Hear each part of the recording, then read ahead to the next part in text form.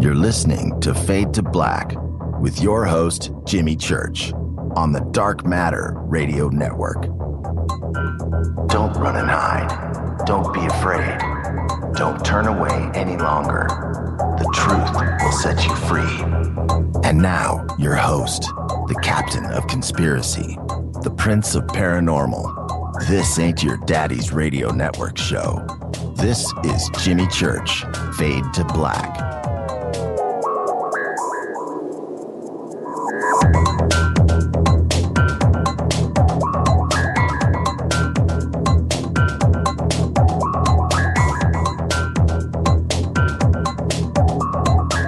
Hey now. Hey now. What's up, everybody? Here we go. Friday nights. Fade to Black. That's right. Friday, February 28th, 2014. 58 days into the new year. Friday night, studio's dark. Candles are lit. Ready to go. Let's do it. Let's get this thing going. We are live from the JP Motorsports Studios right here in Burbank, California. Right in the middle of Stormageddon 2014. Raining all day. I'm just warning you right now.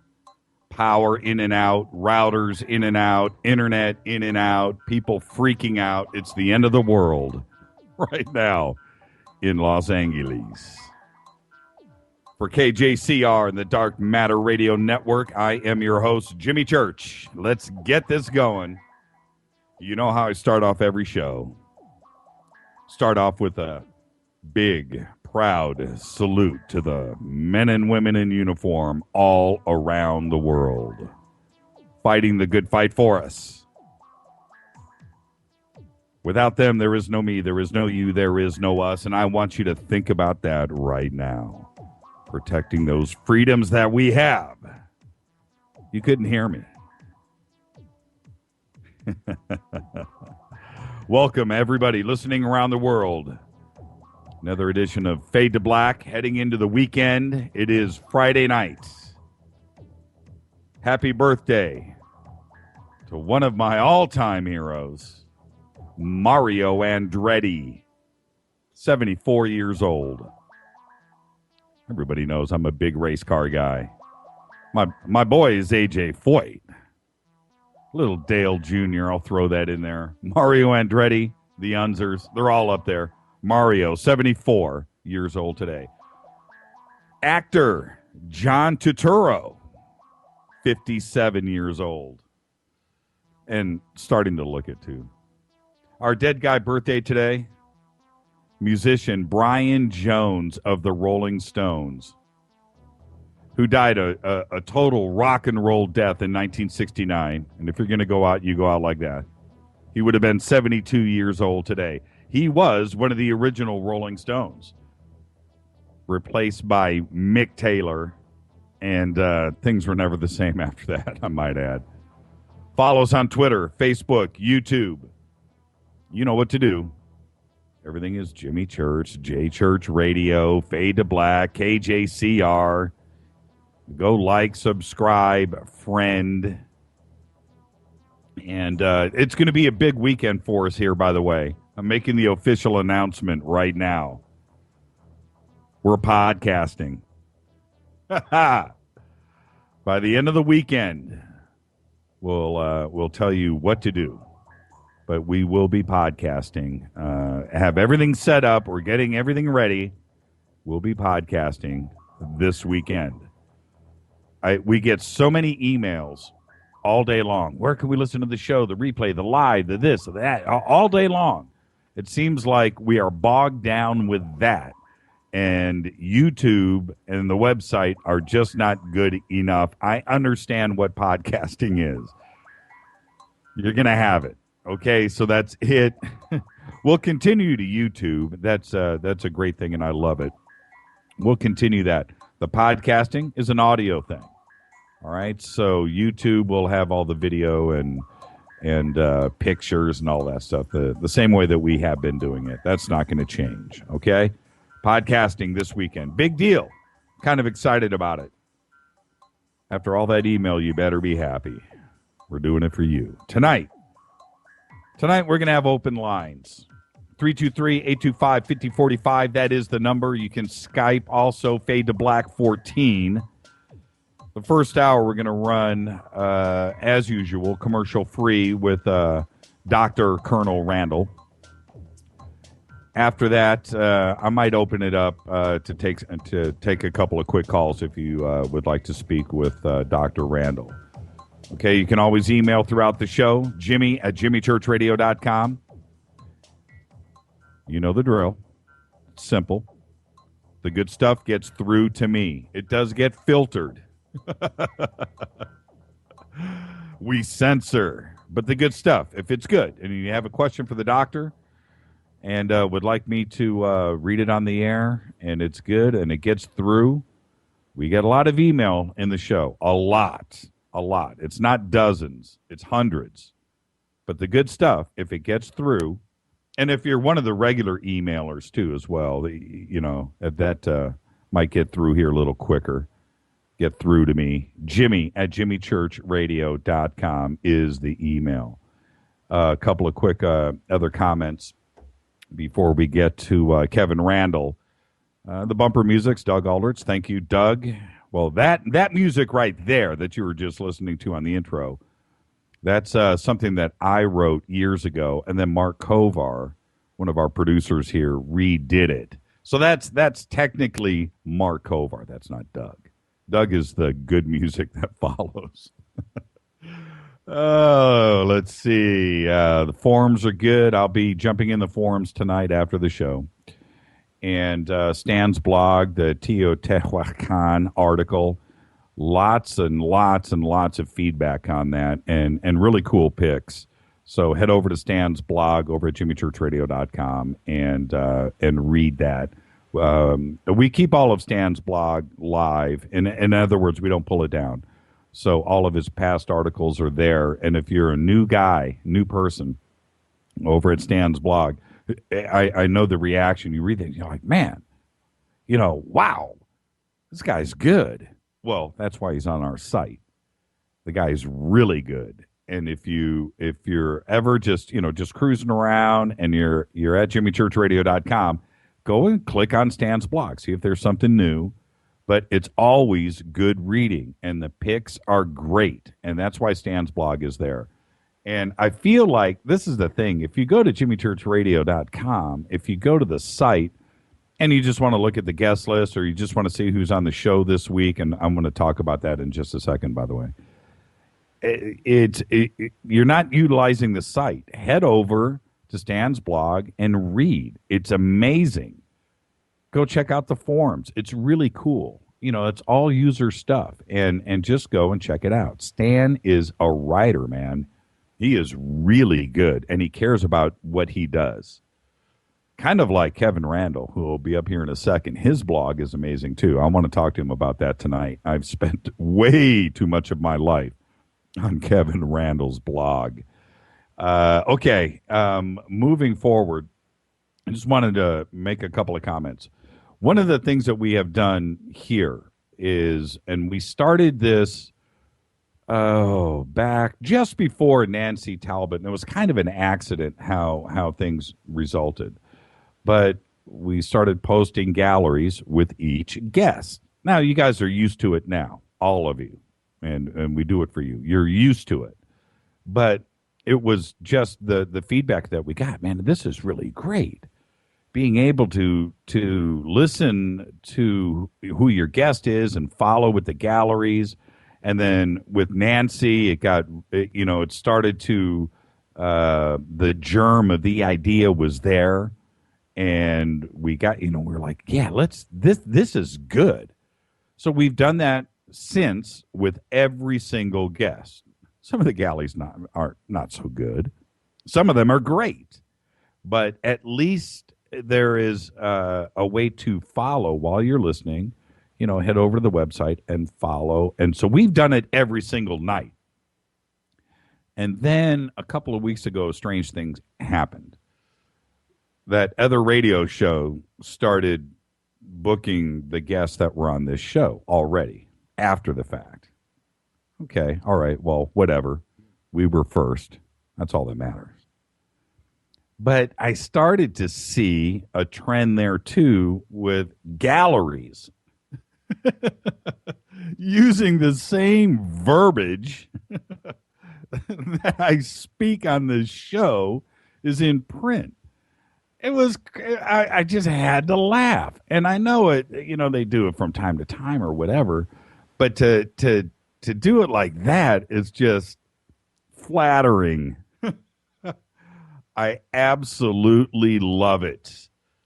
Can't get creative. It's the young things like this, these upstarts that Keith is starting over here, and the vision that Keith and Art had for the network, that vision, and being able to stay creative and stay hungry and try to think of things and just stay one step ahead and try.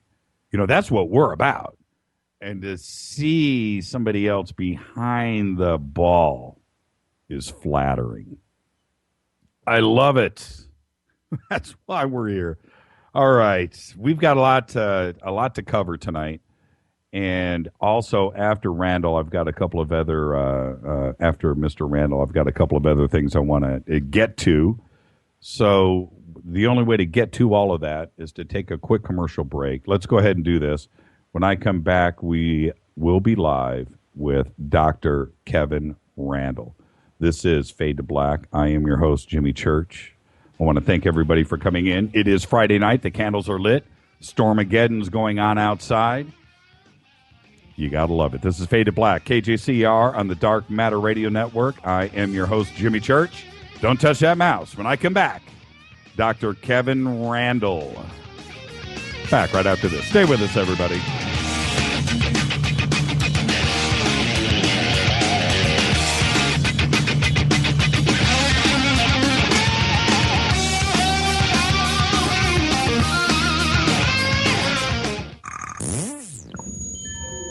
You're listening to Jimmy Church, Fade to Black on the Dark Matter Radio Network. What's up, revolutionaries? It's me, Jimmy Church. Do you have an IRS or state tax issue? Well, I did, and I called national tax experts. My problems were fixed, done, fini, and man, I got to tell you, it was a relief.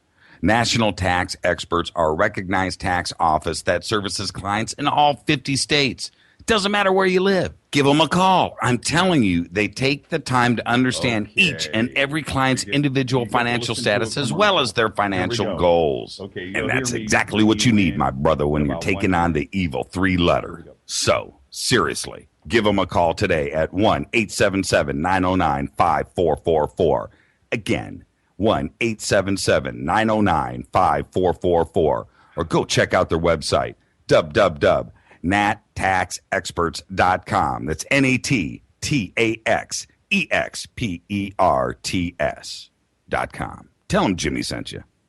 This is KJCR at JimmyChurchRadio.com. On the Dark Matter Radio Network.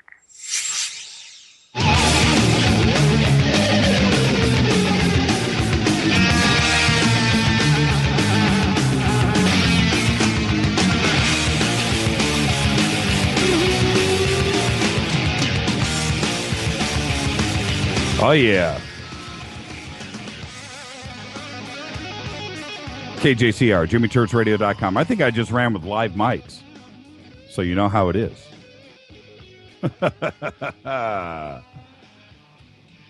KJCR, Fade to Black, Friday night. I am your host, Jimmy Church. Shoot us an email to Jimmy@JimmyChurchRadio.com. Follow us on Twitter @JChurchRadio. YouTube is, I think it's KJCR Fade to Black. Call-in number tonight, as always, is 323-825-5045. It's going to be a great show. So let's just get this going. Dr. Kevin Douglas Randle is a prominent ufologist, Within the UFO community, he is often regarded as one of the preeminent experts on the reported crash of the UFO near Roswell, New Mexico in July 1947. A professional writer with more than 80 books to his credit, Randle is perhaps best known for his books about UFOs and the Roswell story. A military veteran, Kevin Randle has served in the United States Army during both the Vietnam War and the Second Gulf War. He was awarded a Combat Action Badge for his participation in several firefights in Iraq. Randle studied journalism at the University of Iowa, where he got his bachelor's. He earned a master's degree in psychology, as well as a PhD from California Coast University, and a second master's degree in military studies from the American Military University. I would like to warmly welcome to the program right now, Dr. Colonel, Doctor. Is it Colonel? Is it Dr. Kevin Randle? Welcome to the show. Well, thank you very much. Somebody's going to have to update that bio because it's actually over 100 books now. Yeah, I read but that. Who cares? Yeah, right. Yeah, who's counting? I read that the other day, and I'm astounded. That is, it's a serious amount of writing, and apart from all of that, you've got your blog that you do too, and that is a serious amount of writing, and I just don't know how you get it done. I really don't. I use a computer. I thought you were going to say I use a ghostwriter. That would have been a welcome to the show. Pencil? Before we get started, and again, Colonel, Doctor, to me, I just want to say first off, thank you for our service to the country. It's amazing that you. Not only did what you did in Vietnam, but to span all of that time and then to go back with the Gulf War, the Second Gulf War at that. You would have thought you had your fill and you could have moved on with your life. But to go back and support us in Iraq the second go-around, again, thank you for your service. I just had to get into the fight. I mean... after 9/11, I had to get back into the fight. Well, the thing is this, and I'll just say this: I wasn't young, I wasn't old, but I was tempted. I was real angry, to be honest with you. So I didn't think I could hang with all the young kids. So. Well, I was one of the oldest. What's interesting is in Vietnam, I was one of the youngest guys in the company. Right. In Iraq, I was one of the oldest guys. So we just sort of spanned all of that thing, but I was able to get into it simply because I had that military experience in the background. So I know while we were in Iraq, they had you could join the Army without any prior service at age 42. So they were looking for a lot of people. So I was able to find a unit. I was able to get into the fight. And how old were you for Iraq? Let us say older than no. 54, 55. Wow, getting it done. I'm younger than that. And I just don't know if I could handle it now. And wow, that's just, oh man. Okay. Couple of things really quick. Let's just jump into it. We have a lot to cover, but I start off every conversation the same, Kevin, and it is this. We're just going to sit and talk. We're just kicking it in my living room, drinking some coffee. We're just going to talk amongst friends, and where this conversation goes, it goes. And if you and I find it interesting, then so will everybody else. And that's the goal. Are you ready? Well, can I substitute the coffee for a root beer? You can do. You know what? Now, see, you're in the Midwest. You're in Iowa. That's a great point. Do you still have A&W drive-ins? Our A&W drive-in was destroyed in the floods of 2008. Oh, drag. And there was a push to rebuild it in this location. They just could not come up with the proper financing to do it. Wow. So we had a very nice one. Now, when I grew up in Colorado, in the actually Aurora, the Denver area, and at the A&W root beers there, we had something called a swamp water, which was orange and root beer mixed together. Right. Oh, they have those in California? No, I'm from the Midwest, man. I've only been out here for 30 years, okay? So, but growing up in the Midwest, one of the funnest things as a kid was going to A&W to the drive-in. Nothing like it. Period. Nothing like it. Well, we had them in Denver. I actually worked in one for 3 days, so... Although I got a better job. Oh, okay. I'm going to start it off like this, and there's a couple of subjects that I really want to get deep into. You and I were talking earlier today. There's a couple of other subjects that we can certainly have a lot of fun with, and we will certainly visit those. Wink, wink. But I want to read this list off to you. Okay? UFO crash at Roswell. The UFO casebook. The UFO crash at Roswell. The truth about the UFO crash at Roswell. The Roswell Encyclopedia. The Roswell Report, a historical perspective. Roswell UFO crash update, exposing the military cover-up. Roswell UFOs and unusual scientific... Okay, so that... When we think about Roswell, three names immediately come to mind. Of course, there's yours, and there's Stanton, and there's Don Schmidt, who you've co-wrote with too as well. But you guys you three are the cats when it comes to that. And does the subject for you ever get thin? Do you ever get tired of hearing about it? Because I'm doing it right now with you. No, I get tired of having to answer the same questions over and over again.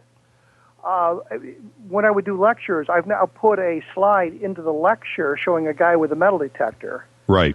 On the debris field, because I got real tired of people saying, "Did you ever think about using a metal detector?" Geez, no. Right. What a great idea. So I put a slide in there to stop the questions, and that question, other questions, are legitimate questions, and I know myself that when I look at somebody's work, I wonder how precise that work is. What has he or she gone through to produce that work? What are the sources of that work? I'm always interested in that sort of thing. How do we get back to the original sources? What did they really tell you? So questions like that don't bother me. Did you talk to Jesse Marcel Sr.? No, I did not have the opportunity, but I've heard some of the tapes that he made. I've seen some of the videos he made. Did I talk to Jesse Marcel Jr.? Yes, quite a bit. Did I talk to Bill Brazel? Yes, I did. Did I talk to the family of Sheriff Wilcox? Of course I did. So those sorts of questions don't bother me. It's just some of the other ancillary things sort of do. Did you use a metal detector? Gosh, no, I never really thought of that.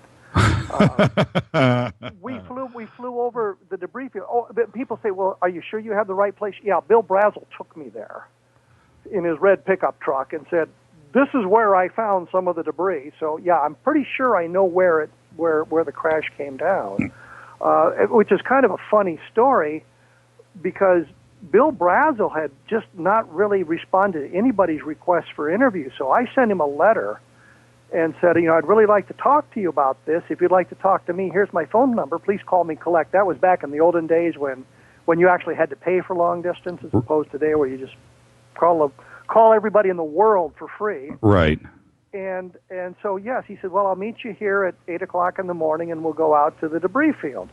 And so he shows up in his pickup truck and we climb in there and Don's in the middle and I'm on one side and Bill's driving it. And grabs a hold of a six-pack of beer and says, "Anybody want a beer?" And I'm thinking, yeah, what I really want at 8 o'clock in the morning is a beer.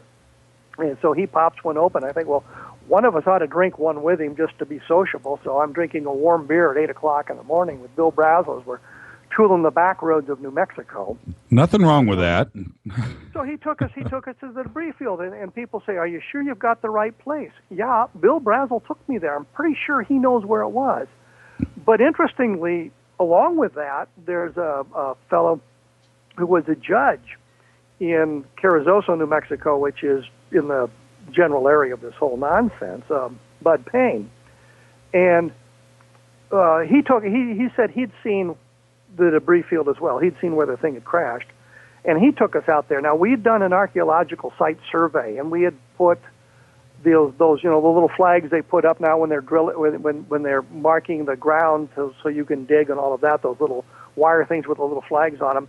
And we had marked out a 1.5 mile long area down through where the debris field was, so we'd know exactly where it was. And when we left, we picked up all the flags but one. Bud Payne took us out there, and he put us just on the inside of the last flag. So he took us to the same place, essentially. He took us to one end of it. Bill Brazel took us to the other end of it. So, yeah, I'm pretty sure we got the right place. So, that sort of thing, that really doesn't bother me because I've got the answers, but some of the questions just get a little tiresome. Well, here's one that you probably have never heard. Let's hope. When you were there, I haven't been there, but when you were there, did it feel magical? Did it feel a little bit different? Did you know that you were, at the Holy Land?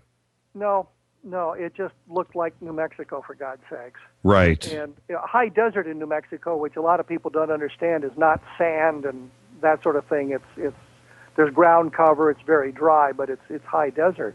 The place that felt magical to me, since you brought it up, is one night after dark, and I'm thinking about 9 or 10 o'clock, and for some reason I'm driving from Roswell out to where the former base was. The base is 15 miles south of town. Right. And I'm driving along that, and it suddenly dawned on me, this is the road that Jesse Marcel would have been taking when he was taking the debris from the debris field and he'd stopped in his home.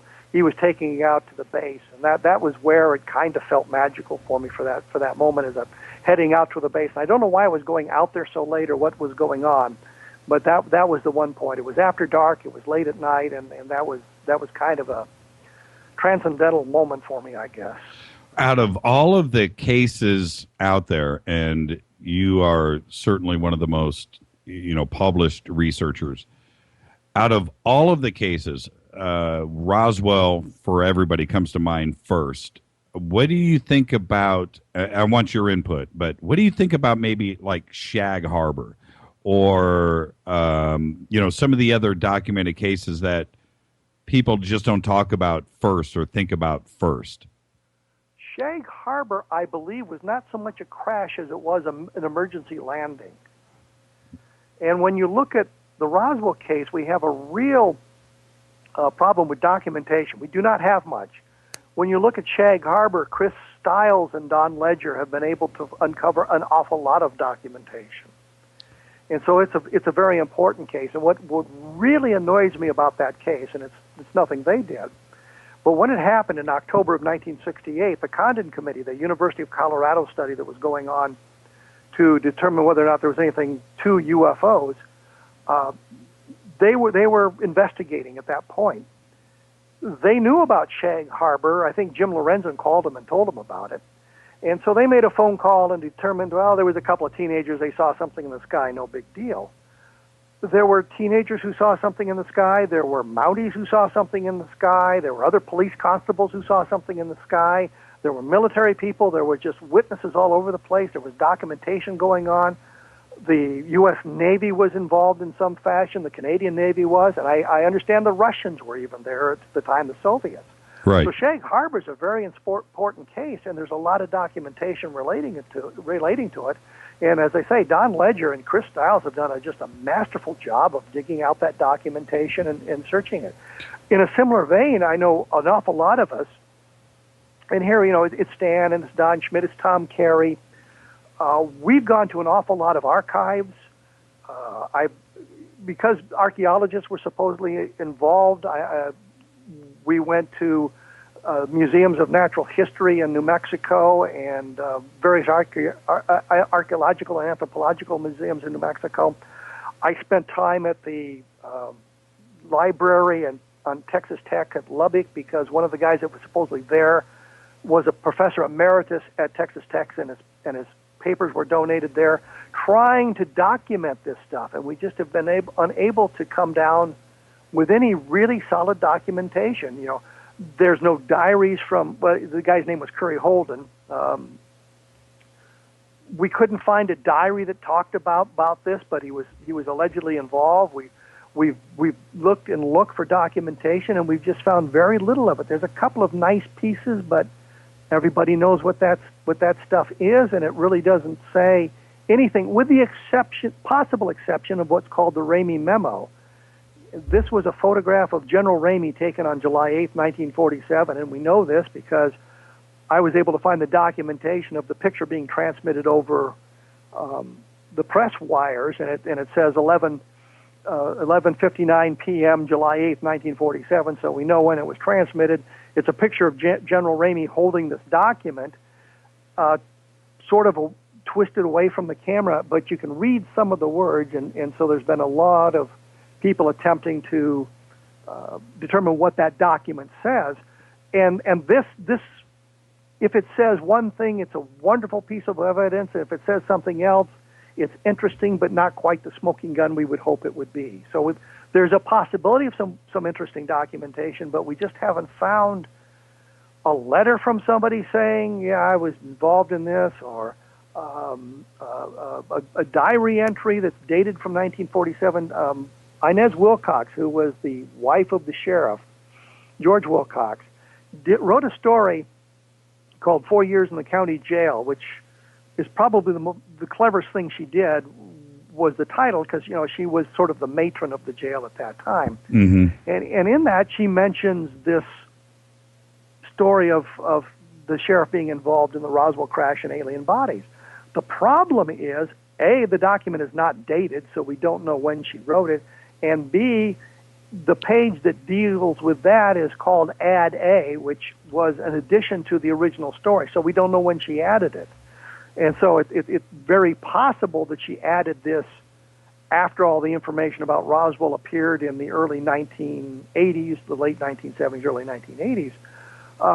Had she written it, say, in 1977, before any of this came out, and we could prove that, it would be a wonderful piece of documentation. But unfortunately, we can't, because she didn't date the darn thing, and we can't find any documentation relating to her creation of this document. So there's some things like that, little pieces that are available, but nothing as robust as you get with Shag Harbor. Well, I want to actually talk about the events at Shag Harbor as they unfolded. Let's get to that. I want to start from the beginning, when the first sighting, the first witness, and it was at like 11 o'clock at night or 11:15. I want to get to that in a second. I want to announce to my producer in the other room to post the document that we have here.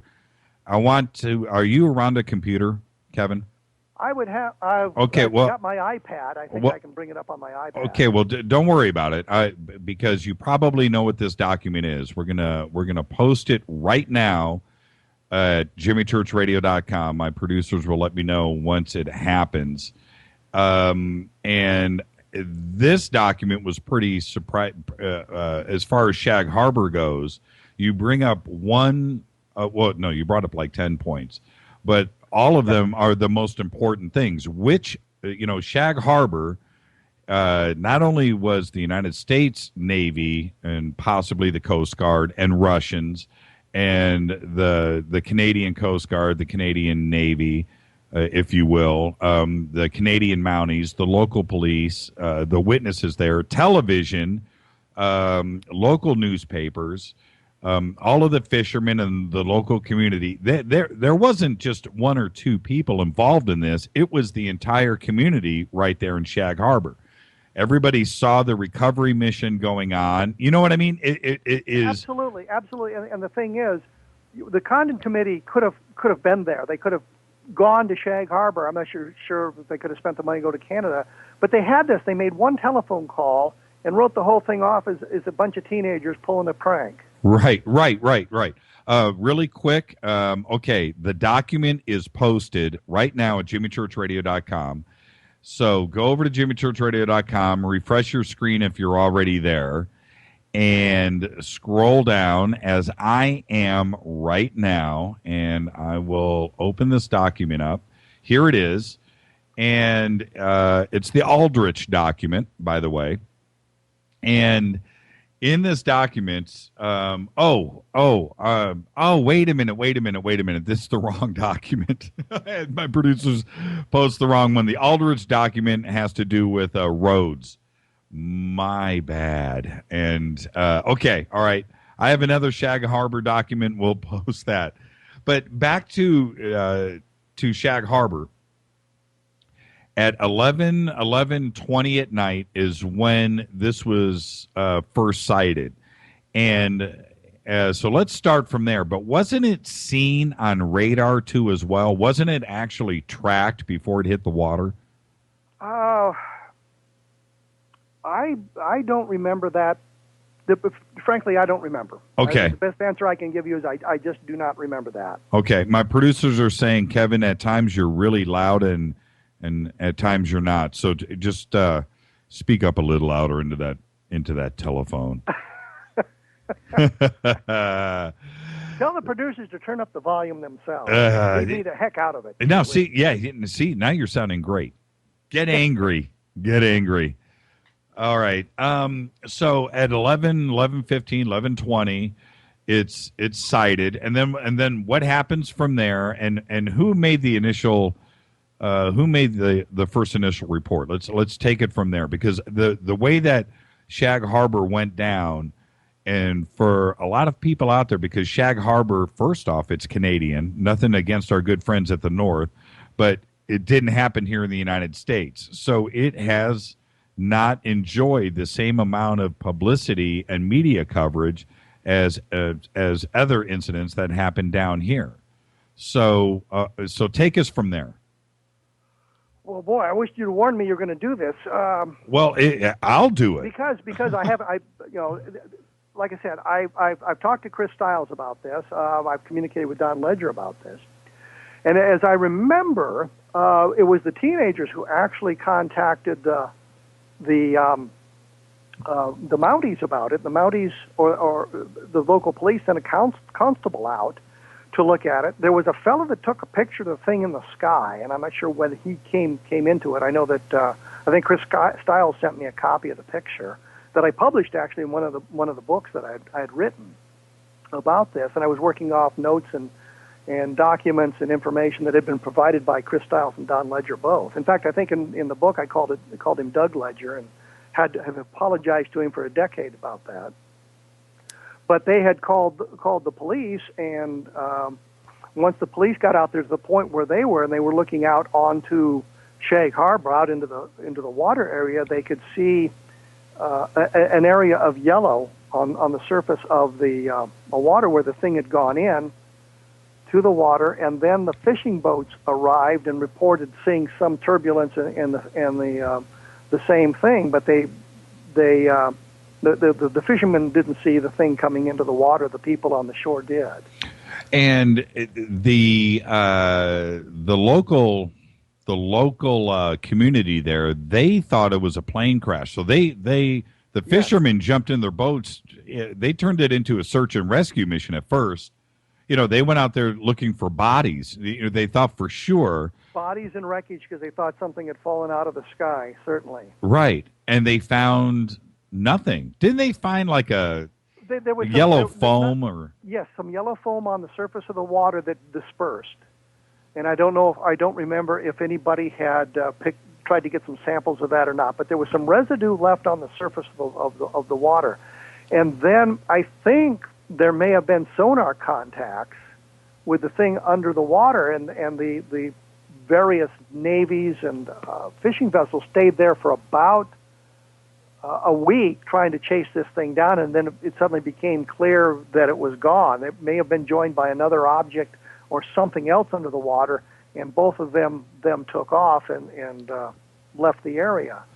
One of the crazy things for me when it comes to Shag Harbor is the local community is standing on the banks because the Navy said get out of here, right?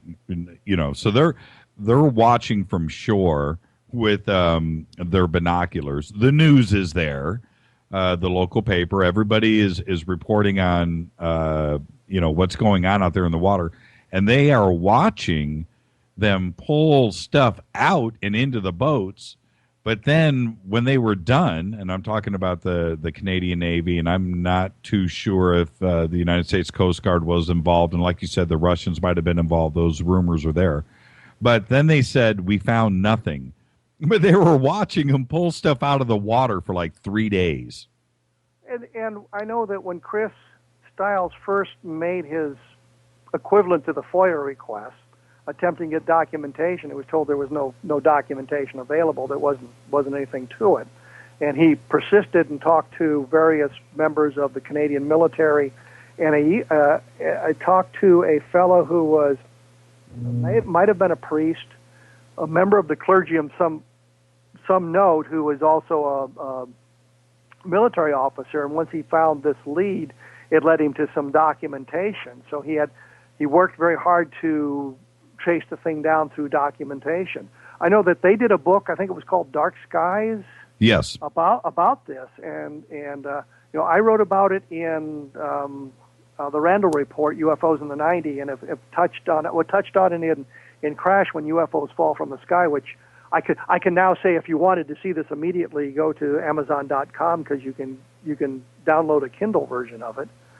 But the pictures I got for the book actually came from, I think, Don Ledger.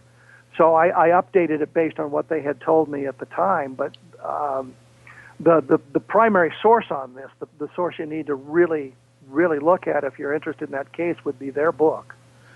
And why do you think, is it because it's Canadian? Why is Shag Harbor ignored?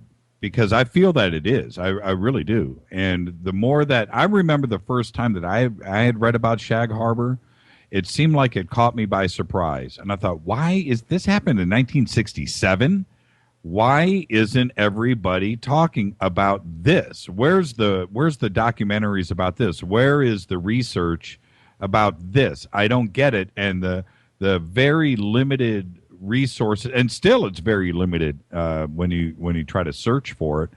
The difference, I think, is, and you can say the same thing about the Roswell case, that it was virtually unknown until Jesse Marcel, the senior, began to talk about it. Right.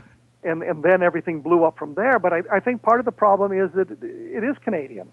And if you're dealing with an American audience, you want to produce a program, a documentary that appeals to Americans, and this is Canada. I think the Canadians have done a couple of documentaries on it, and I know it's appeared. There's been something on the History Channel and those various Discovery channels that deal with Shag Harbor on hour-long documentaries. So there's stuff been done, but you kind of have to look for it more so than you do for the Roswell stuff. I got unrelated to this show this week. I was contacted via Twitter, and the tweet said this: "Greetings from Shag Harbor." And I was like, "Oh, cool!" Right? So we got a little correspondence going, and he sent me a picture of the city limits of Shag Harbor. It's a road sign. And then underneath it, it says 1967 site of UFO crash with an arrow pointing to the right, right? Okay, so he sends me this picture. And I wrote him back. I said, hey, man, I'm very interested in this. And you were already booked as a guest on the show, Kevin. That was the funny part. This was, it's strange how things happened, right? Coincidence, I don't know. It doesn't matter to me. Ironic. We in the writing game called that the library ferry. When you're about to do some research on something, and the one that struck me as just really hilarious, which is kind of off the. But I was doing a book about the Green Berets in Vietnam, and we were going to do something about Khe Sanh, and I walked into a video store, and there was a videotape being sold, The Battle of Khe Sanh. And I said, "The library ferry strikes again." Right. Providing me with this visual resource so I can describe accurately what Khe Sanh looked like, having not been there myself. See, So it's strange that's how the life. library fairy helping you out. Yeah, you just got to go with it. Go with it. So I wrote him back and I said, I'm very interested in Shag Harbor, and if you have anything that you can share with me, please do, because I would like to cover it on the show. And I think I said something else. And then he wrote me back. He said, "Man, I was in the Canadian Navy for 10 years." And I'm not saying his name on the air, so I can go ahead and finish or repeat everything that he said. I was in the Canadian Navy for 10 years. I was so interested in the Shag Harbor subject. I did everything that I could to dig up information, and I found nothing. The only information that I found in the Navy was the same stuff that you can find today. I found nothing new, nothing at all. And he said that he contacted the reporter that covered the story. I can't remember his name right now. It's just escaping me. But the original guy that was there on the scene, and he chased him down in Shag Harbor and said, "What can you tell me?" He said, "You know what? The info that is out there is the info that is out there. I have nothing new on the case." And that is what is surprising to me. So you can live in Shag Harbor and not dig up any more information. But you can say the same thing about the people in Roswell. You can live in Roswell and not be able to find anything new about the Roswell case because the research into what happened takes you to other locations. I don't know how many archives I've visited in search of documentation. I was in the Taos, New Mexico newspaper office trying to find a story about a guy named Cactus Jack who was supposedly involved in this. I didn't find it, but Tom Carey eventually did. Right. I know that I've been to the National Archives in Washington, D.C. looking for this stuff. So you don't find the materials in Roswell. You find them in these other ancillary locations, and you have to word your FOIA request properly. I once sent a FOIA request to the White Sands Missile Range. I told them the document I wanted. I told them the date that the document had been written. I told them who wrote it and who it went to, and they said, "We cannot respond to your request because you didn't provide adequate information." I told them everything that they needed to know except what the text of this darn thing was. So sometimes you have to just go there and search through the document yourself. I was looking into the RB-47 case, which right. is this. But what I found interesting is the Condon Committee was told about this by the pilot of the airplane, and they went to the Blue Book files, which they could access back in the 1960s, and we couldn't find the case. Well, the case was misfiled. Well, the pilot gave them the wrong date, so they didn't find it. He said he thought it was September of 1947 or 1957 because that was when he filled out the document about it, but it was really July 17th of 1957. They couldn't find it, and I don't know why they didn't look through the 1957 case files to see if they could find anything that matched it. Dr. James McDonald finally had to do it. So sometimes it's just a question of having to go to the location and paw through the files yourself until you find what you're looking for. In the last 2 or 3 weeks on this program, the RB-47 case is mentioned by nearly every guest that's been on the show. And we always kind of gloss over it. And it's very important to all researchers. But then again, it's another case, kind of like Shag Harbor in a strange way. It's not what happened. What was the RB-47 case? I'm finally going to just take the time right now to just stop and for everybody, just what was the RB-47 case? Thank God I know about this. Because I spent the last 2 or 3 weeks dealing with this case for a project I'm working on. RB-47, of course, is a reconnaissance version of a bomber, the B-47, which was a jet aircraft, one of the earlier jet bombers, and it was in service in 1957. It took off from Forbes Air Force Base, which I believe is Wichita, Kansas, on a training mission, and they were going to look at celestial navigation for a navigator that was involved. They were going to do a gunnery exercise for him. And they had, in the converted bomb bay, they had a pod they put in there where they had three radio operators, not radio operators, but radar technicians, radar people. They were all officers. And their mission was to search out radars so they could, in theory, if we went to war, they would be looking for the enemy radar so they could suppress the anti-aircraft activities of the Soviets.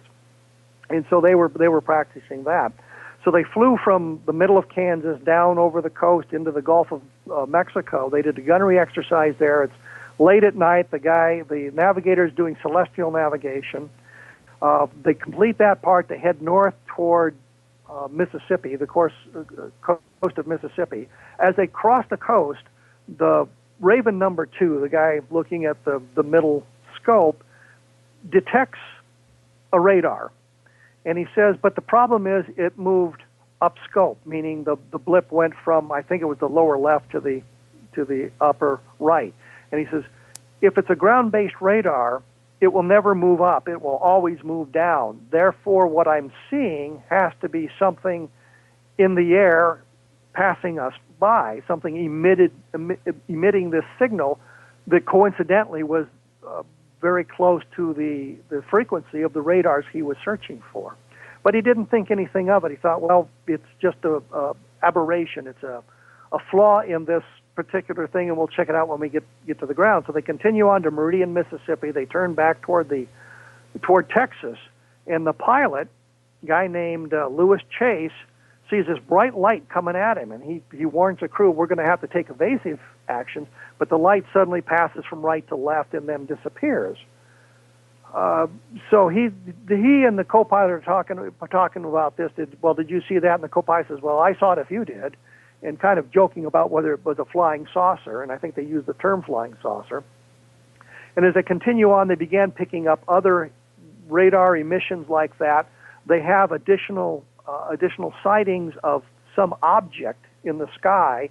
They have their onboard weather radar picking up this object as well. So you've got a radar signal emitted by the airplane picking it up. It's supposedly also emitting electromagnetic radiation, which coincidentally seems to mimic these anti-aircraft radars they were looking for, and you've got a visual sighting. So you've got multiple chains of evidence. You've got the visual sighting, you've got the object emitting electromagnetic radiation, and you've got a radar sighting of this sort of thing. They chase it around the Dallas-Fort Worth area. They're beginning to run out of fuel, so they have to break off, and they head up toward their home base in Kansas. And around Oklahoma City, the object disappears from their scope and their sight. The Air Force file on this said that the sighting was an American airliner, flight number 655, I believe, because when the pilot saw the bright lights, it was the landing lights of the airplane, and this military pilot was not able to identify the bright lights of a airliner landing at Love Field at the time. The unfortunate thing for the Air Force and their explanation is at the time it was supposedly in the traffic pattern at Love Field, it was actually on the ground in El Paso, Texas. It had been involved in a near miss with another American airliner airplane, which I think Phil Glass says was responsible for the landing lights. So we know where those airplanes were, and they weren't in a position for the RB-47 to have seen it. So the case was ignored by the Air Force in 1957 when it took place. They did virtually nothing. It was like 3 months after this thing that they sent a report or a report form to the pilot for him to fill out. But the crew said when they landed, they were interrogated by intelligence. There is a wing intelligence report that runs to 3 pages, 3.5 pages, something like that gives the details of this. But the case file doesn't show any of the other documentation that should exist. The thing that I found strange about it was that Project Blue Book ends in 1969, and yet a report on this case written by James McDonald, Dr. McDonald, appears in the Project Blue Book file, and Philip Glass's rebuttal, which was written even later, and it didn't make it to the file till 1972, it's in there. So I'm wondering what other alterations have been made to the Blue Book file since it supposedly was supposedly closed. Right. So that is, there are a lot of technical aspects to the case about whether or not the radars on the ground in the area, and one of them was called Duncanville, which was codenamed Utah. And I keep wanting to put in parentheses Omaha, thanks to Peyton Manning. I guess that reference went out the window. Anyway, well done, well played. But it supposedly there was a what they called a service report that was made. Chase asked Duncanville, Utah, "Did you file a report?" And they said yes, but we can't find that report. There's a teletype message in there that's almost redacted, but you can read the one line. It says, "Utah reports no object in the air." Well, they supposedly told Chase that they did have the object on the air, so there's some controversy about that I'm trying to iron out and see if I can find some additional documentation that might clarify some of these points. But it's, if you're looking at a UFO case, what you want is not some guy seeing a light in the night sky, because there's nothing you can do with that. What you want is a case that has multiple chains of evidence. Radar sighting, photographs would be good. Photographs of the scope in the RB-47 would be great, which they supposedly had. A wire recording of these events, which they would have made in the RB-47 that nobody has ever seen, since the plane landed and it was supposedly taken away. You've got visual sightings, so you've got that involved. You have the object emitting radioactivity, or not radioactivity, but electromagnetic radiation, so you can detect that. So you have multiple chains of evidence to look at. And so that's why the case becomes more important than some of the other cases that we talk about, which are visual sightings or just photographic sightings where you've got one guy seeing something and photographing it in the sky, because there's possibilities for fraud. And in today's environment, where every teenager you ever care to mention can use Photoshop to create practically anything that he or she wants to create. Sure. So, if you've got just a photograph without multiple witnesses and multiple photographs, then you really don't have much of anything in today's environment. So that's why the case became important, is because of all these ancillary things, but it becomes very technical, and it's not a really sexy case like Roswell, where you've got a crash and you've got bodies, or abductions where you've got aliens interacting with people and that sort of thing. It's just kind of out there in its technical glory. Well. Plus, it involves the Air Force. That's the other aspect of it that is so strong. It's not a couple of fishermen in Louisiana in the swamps. It is it comes from a very official source and a very official mindset. So but also having the case files now, Project Blue Book, being released in the public arena, you can take a look at the case file, and you can see it in 1957, the Air Force attitude. These jerks couldn't recognize landing lights of an airplane. End of discussion. Right, didn't look at all the right. ancillary issues.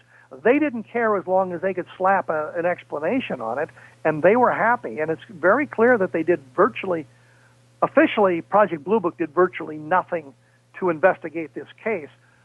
Clearly, somebody did in the Air Force, because the pilot, the co-pilot, the other 6 members of the crew said they were interrogated for a long period of time, that the information they gathered was spirited away, never to be seen again. I want to jump into the Rhodes case, and I want to jump into it now. I was going to wait a little bit, but the Rhodes case is so important on so many different fronts. And when you and I were talking earlier, and I said, okay, what's the one photograph? And I do this with every guest, Kevin, every guest.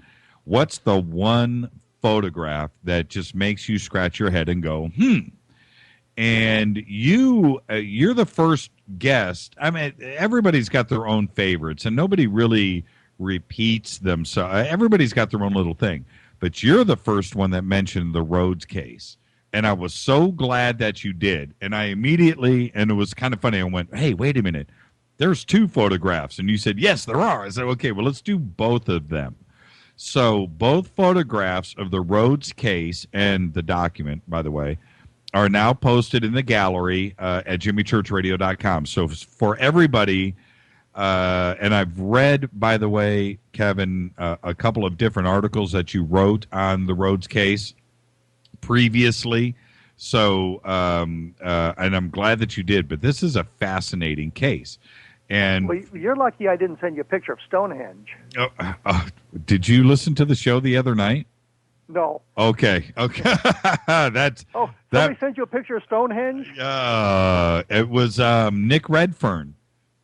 Nick. Yeah. And he sent me a picture of Stonehenge, and he didn't realize it, but there's like a orb or a disc in the sky in the background in this picture, and he didn't even know about it. And I actually think it's still up at Jimmy Church Radio somewhere. But we can come back to that. So anyway, the pictures are up of the Rhodes incident. And so everybody go over to jimmychurchradio.com and scroll down to the bottom into the Kevin Randle gallery. You'll see these two black and white photographs at the bottom. It's Rhodes 1 and Rhodes 2. And those are the pictures. The document that I was referring to earlier, the Aldrich document, is down below it. So please, everybody head over, check it out so you can understand and follow the Rhodes case with Kevin and I right now. And so now, this is the thing for the Rhodes case, that not only is the case ignored, that's the first thing. But the second thing that blows my mind about the Rhodes case is it happened at the same time as Roswell. And I think the two are related. And I cannot believe, including yourself, Kevin, why haven't you connected the dots on these two incidents? Don't you think that they must be related in some way? I mean, the states are next to each other. New Mexico and Arizona. The days are right there. They both happened in 1947. They both happened in July. They both happened in the same week. Why aren't these two, or is there a reason why they aren't related? I actually have thought that myself many times. And one of the first descriptions that we had of the craft was by Louis Rickett. He was one of the CIC, Counterintelligence Corps guys, at Roswell in July of 1947 that was involved in the investigation with Sheridan Cavett. Mm-hmm. And he described the object to us that had crashed as sort of heel-shaped. And if you look at the Rhodes photograph, you have the one I think is a time exposure, so you've got a streak. Right. The object, so it's elongated because the shutter was slow and the craft was moving. The other one is pretty much just a single photograph that is sort of heel-shaped with a white spot in the middle, which Rhodes claimed to have been some kind of a cockpit. Right, a canopy. Right. Canopy, yes. So you look at that stuff, and it's. I think he took the photographs on July 7th, 1947. We were originally operating under the premise that the Roswell crash had happened on July 4th. So it's, these photographs were taken 3 days after the Roswell case, and if the thing that crashed in Roswell obviously wasn't the thing that Rhodes photographed. The thing that connects it is the Arnold sighting from June 24th, 1947. Arnold originally, when you look at the drawings that he made for the Air Force back in 1947, the original drawings, he now has this crescent-shaped thing with a bat-like wing on the back of it. Right. But the original was much more heel-shaped. Right. And Arnold was investigating the Maury Island nonsense at the insistence of Ray Palmer, who owned a magazine in Chicago, and thought that the Maury Island case was something spectacular. So he was investigating that for Palmer, and he had been interviewed by two Air Force officers, Lieutenant Brown and Captain Davidson, and for the life of me, I can't remember either of their first names at the moment. But he had been told, if you run into anything or you have any questions, give us a call. And so now he's investigating this case, and the Maury Island case, and he's stumped by it. So he calls them, and Davidson and Brown fly up to where he is and meet him in his hotel room. So Davidson and Brown determined the Maury Island case is a hoax and they want nothing to do with it, but they don't want to say anything to Arnold because they don't want to embarrass him. But Arnold's talking to them about his sighting and is asking what's going on in the field, and I think it's Davidson draws the one picture, draws a silhouette of the one picture that Rhodes had taken, and said this was taken on July 7th in Phoenix, and it looks an awful lot like the thing that Arnold had drawn, the thing that Arnold had drawn that Arnold had seen. So now it's photographic evidence. Unfortunately, both the officers were killed in an aircraft accident on their way back to California that night. But the Rhodes photograph became important for that reason, because it looks an awful lot like Arnold's original drawing of it. And I think the Air Force, or at the time the Army Air Force, didn't want that connection to be made. They worked very hard to discredit Rhodes and his photograph.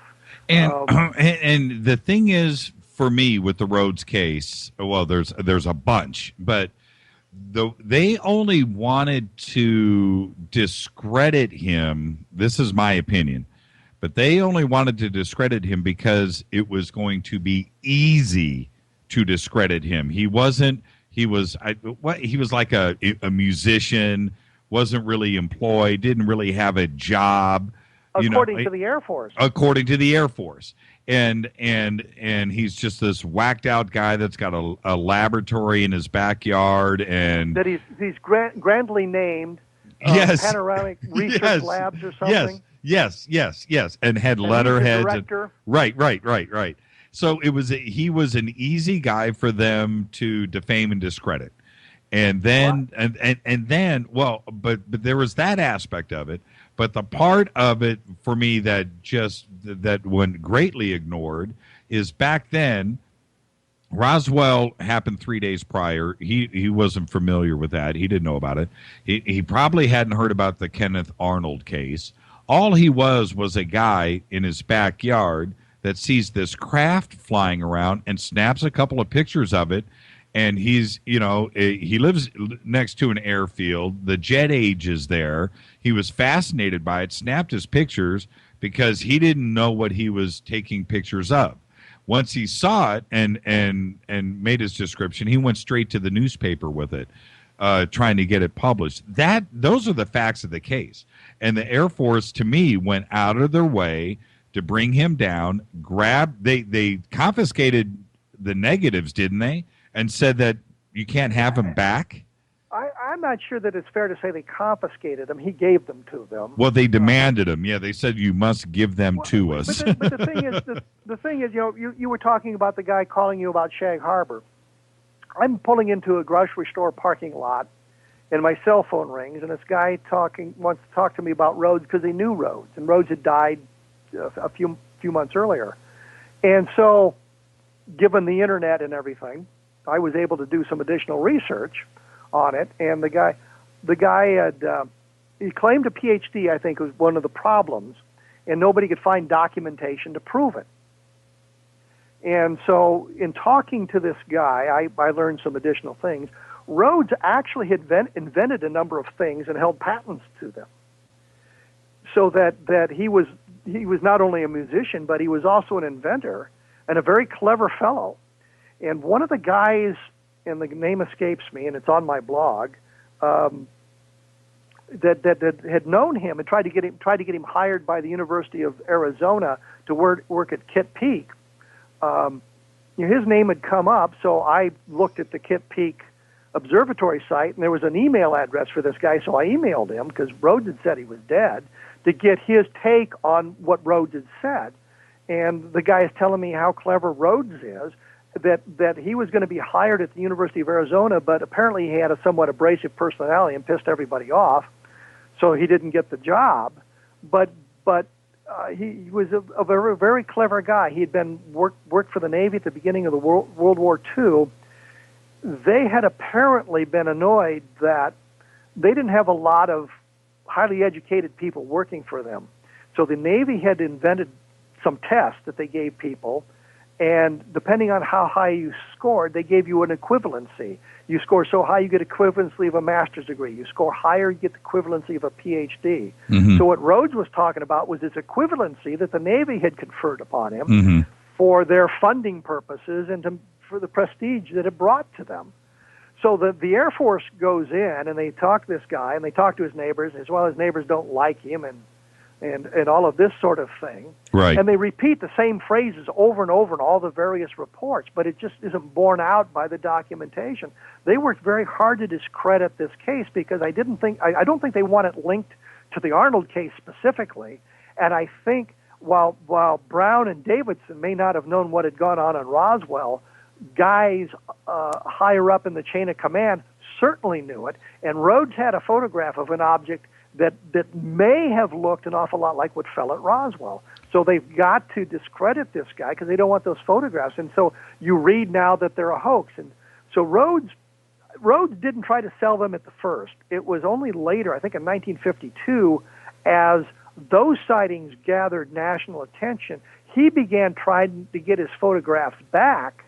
And so the Air Force's attitude was, well, he just wanted to make money off the photograph, so it was just a profit-making ruse on his part. Right. There's no evidence that was the initial idea behind Rose. They just wanted to discredit the photographs. And here you've got these two marvelous photographs by this guy who is apparently, if he wasn't a genius, he was darn close.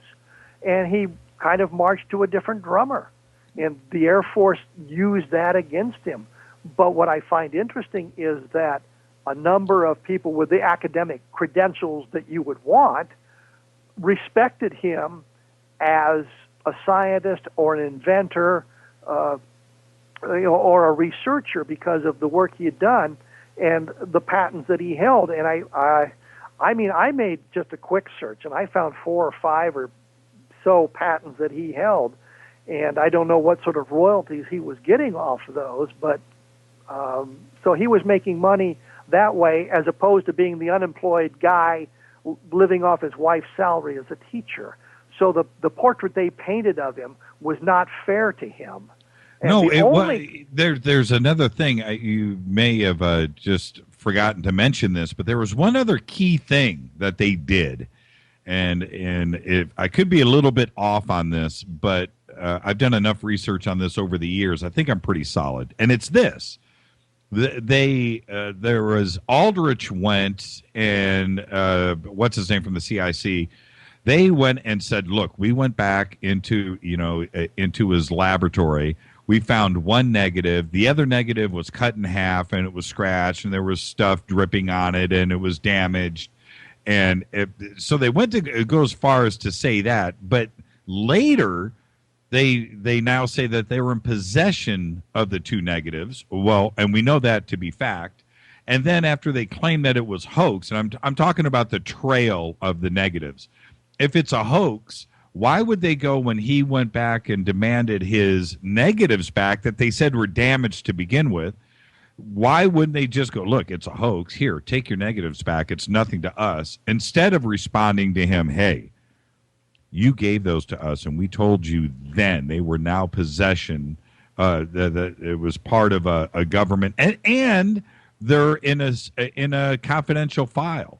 So why this trail with the negatives? And if they were damaged, and if they're a hoax, why not give them back to the guy? Why keep them as classified and not return his rightful property? They also I remember saying that they were poorly cut. Yes. Meaning he trimmed the film improperly, I suppose. Right. And they weren't very professionally developed. So they're running down the negatives as well. The other thing that you sort of touched on is Aldrich was CIC. He went to visit Rhodes with an FBI guy. Right. And told the FBI guy, "Don't tell him I'm CIC." Right. So Aldrich presents his credentials as FBI, and this is the guy with me. So it isn't clear that to Rhodes at the time this guy is CIC, and the photographs then go to 4th Air Force headquarters in California, and I forget exactly where they were at that time. I forget the base they were at. Hamilton Field is where they were. Right. And so they gather the stuff, they make a big deal about it, but they don't tell Rhodes that or Aldridge doesn't tell Rhodes that he's counterintelligence as opposed to FBI. So it looks like the FBI was there investigating these things. So Rhodes thought the FBI had taken his photographs, but it was really at the time Army intelligence took them. And there is a paper trail for that too as well. They they did go from office to office to office. And why the big concern if it's a hoax? Now, I'm going to say this about these two pictures that he took. I have been fascinated with them. The first time that I saw these photographs years and years and years ago, the first time that I saw them, they spooked me out because they don't look like what a UFO is supposed to look like. And that is the intriguing part, if you know where I'm going. If it's something foreign and it's not designed of this earth and it comes from another intelligence somewhere else, and they're going to design something the way that they're going to design it. And when you look at these pictures, you look at them and you just wow, okay, this doesn't look like anything should look like. And that's the part for me, because he does, if it was a hoax, he's got no reference point to go and fake a hoax. If you're going to hoax it, it's going to look like a flying saucer, or it's going to look like something else. And if he's going to hoax it based on the Arnold sighting, yes, everybody's saying flying saucer, so you get this idea of a circular craft as opposed to what he photographed. Yes, and the reports that came out of Roswell, flying disc. Okay, so this is none of the above. This looks like a modern. It could almost be like a combination of like a lifting body and a space shuttle type of, but that's decades in the future. This has got a whole, and in fact, the lifting body is upside down. So it just doesn't look like anything. And that is the part for me that gives these photographs credibility. I don't know what I'm looking at when I look at these pictures. Now, I want to read for everybody the document that I was talking about earlier, and this is comes from CIC agent Aldrich, and it reads as follows. And at the bottom or at the top, it says confidential, and it says AAF in the upper right hand corner. I'm assuming is the Army Air Force. Is that Army Air Forces? Right. Okay, so that's up there. And then the subject is unidentifiable objects, Williams Field in Chandler, Arizona. For all intents and purposes, let's call it Phoenix. Memorandum for the officer in charge. On the 8th of July, 1947, this agent obtained pictures of unidentifiable objects, Exhibits 1 and 2, from the managing editor of the Arizona Republic newspaper. Let me see here. The pictures were taken by Mr. William Rhodes, 43 his address, Phoenix, Arizona, at sunset on the 7th of July, 1947. Now, so on the 8th of July, he gets the pictures. The pictures were taken. So the day after these pictures were taken, Aldrich is right there.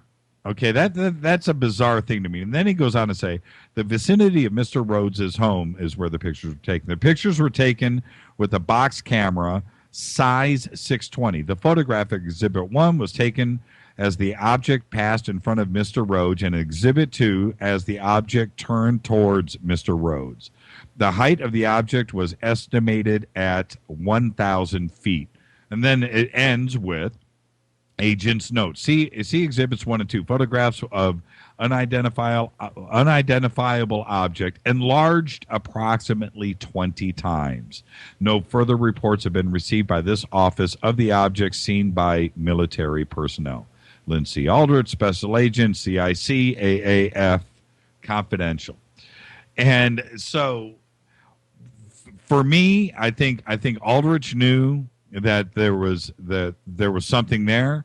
He had to document it, and how the Air Force went from there to just discrediting Rhodes, when in this memo himself, he doesn't say anything derogatory about Rhodes at all. I think what you have to look at is the whole time frame there. You have, and this is where we actually get into the book that is going to be published in May that I wrote. The Air Force, the Army investigation into these objects didn't begin with the Arnold sighting. There's evidence that there was an unofficial investigation that began in December of 1946. So by the time you get to the Arnold sighting and all the hoopla that it created, they'd been looking at this stuff for over 6 months, and they didn't have a clue as to what was going on. Well, you get the Arnold sighting, and everybody's interested in it, and they're not that concerned. But then suddenly, 2 weeks later, you have the crash in Roswell, which now they know pretty much what's happening, at least at the upper echelons, because they've got one. Right. Rhodes photographed something that looks like the description that Arnold had given, but also looks like what one of the CIC agents told me, or told us that it looked like. So now you've got something that links all of this stuff together. And now you're building a case of multiple chains of evidence. Now you've got the object, of course, on the ground, which really ends all the discussions right there.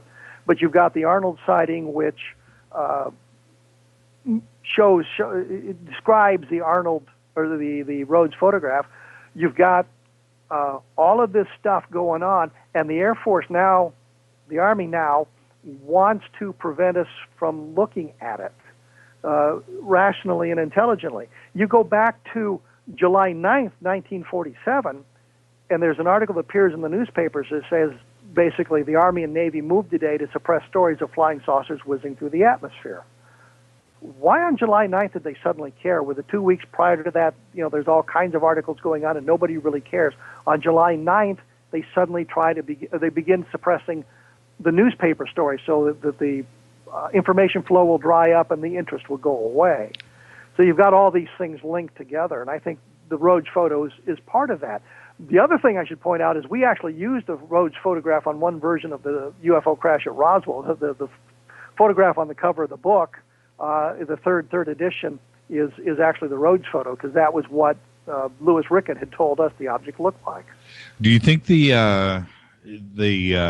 Air Force, the Army Air Force, the Air Force, and the CIC, that they were successful in what they did with Rhodes, in discrediting him and absolutely. making that case just completely go away? Look at the Condon Committee. They look at photographic evidence, but they don't touch the Rhodes photograph. Right. They ignored it completely. So they were very good, and very few people talk about the Rhodes photograph simply because it's a hoax. We all know it's a hoax. At least that's the perception that everybody has. And when you look into Rhodes' background, you discover he's really not quite the crackpot that he was made out to be. No, and also I had read, I would like to actually go back and visit this case a little deeper tonight, later. I remember, it seems to me that the neighbors actually said, there was a couple of neighbors came out and said, you know what? He's actually a pretty nice guy. He may be a little... he may have an ego, but he's a great neighbor. So that Yes, but in the same report, it also says, but he would shoot cats and dogs that came onto his property. And I'm thinking, if my neighbor was shooting pets, I wouldn't describe him as a nice guy. And yet that appears, and that also appears in the government reports that he was a nice guy and the neighbors got along with him. What happened to William Rhodes? He just continued to march until he passed away. Did he? The only thing I know is, as I said, I found the one guy who had talked about the way he ended up with his PhD, and I had several emails from the guy. The guy was like 900 years old, but he could use email, so that's good. And so we had some nice chats, and he thought a lot of Rhodes. I think he was good friends with Rhodes and tried to get him on at the University of Arizona. Did use him to create some radio equipment for their observatories at Kitt Peak. So, he was respected by the people who knew him. He seemed to have been a good neighbor. He took a photograph that apparently the military didn't like. What do you make of the pictures? Do you think it could possibly have been? Now, I understand the relation between Kenneth Arnold and Roswell, and his pictures in Phoenix, but do you think that there could be another explanation for them? I mean, I'm not talking about the official stuff where they said it was paper blowing in the wind, or there were rumors about it being a lamp post, which I never quite got that either. Both of those are just stupid to me. But do you think it could have been possibly some experimental aircraft? They did have a field right there in Chandler, Arizona. Is that a possibility? He did say that it was a loud jet engine sound. And possibility. Didn't he say maybe that there was some exhaust involved too as well? So is there an outside chance of that, or do you feel?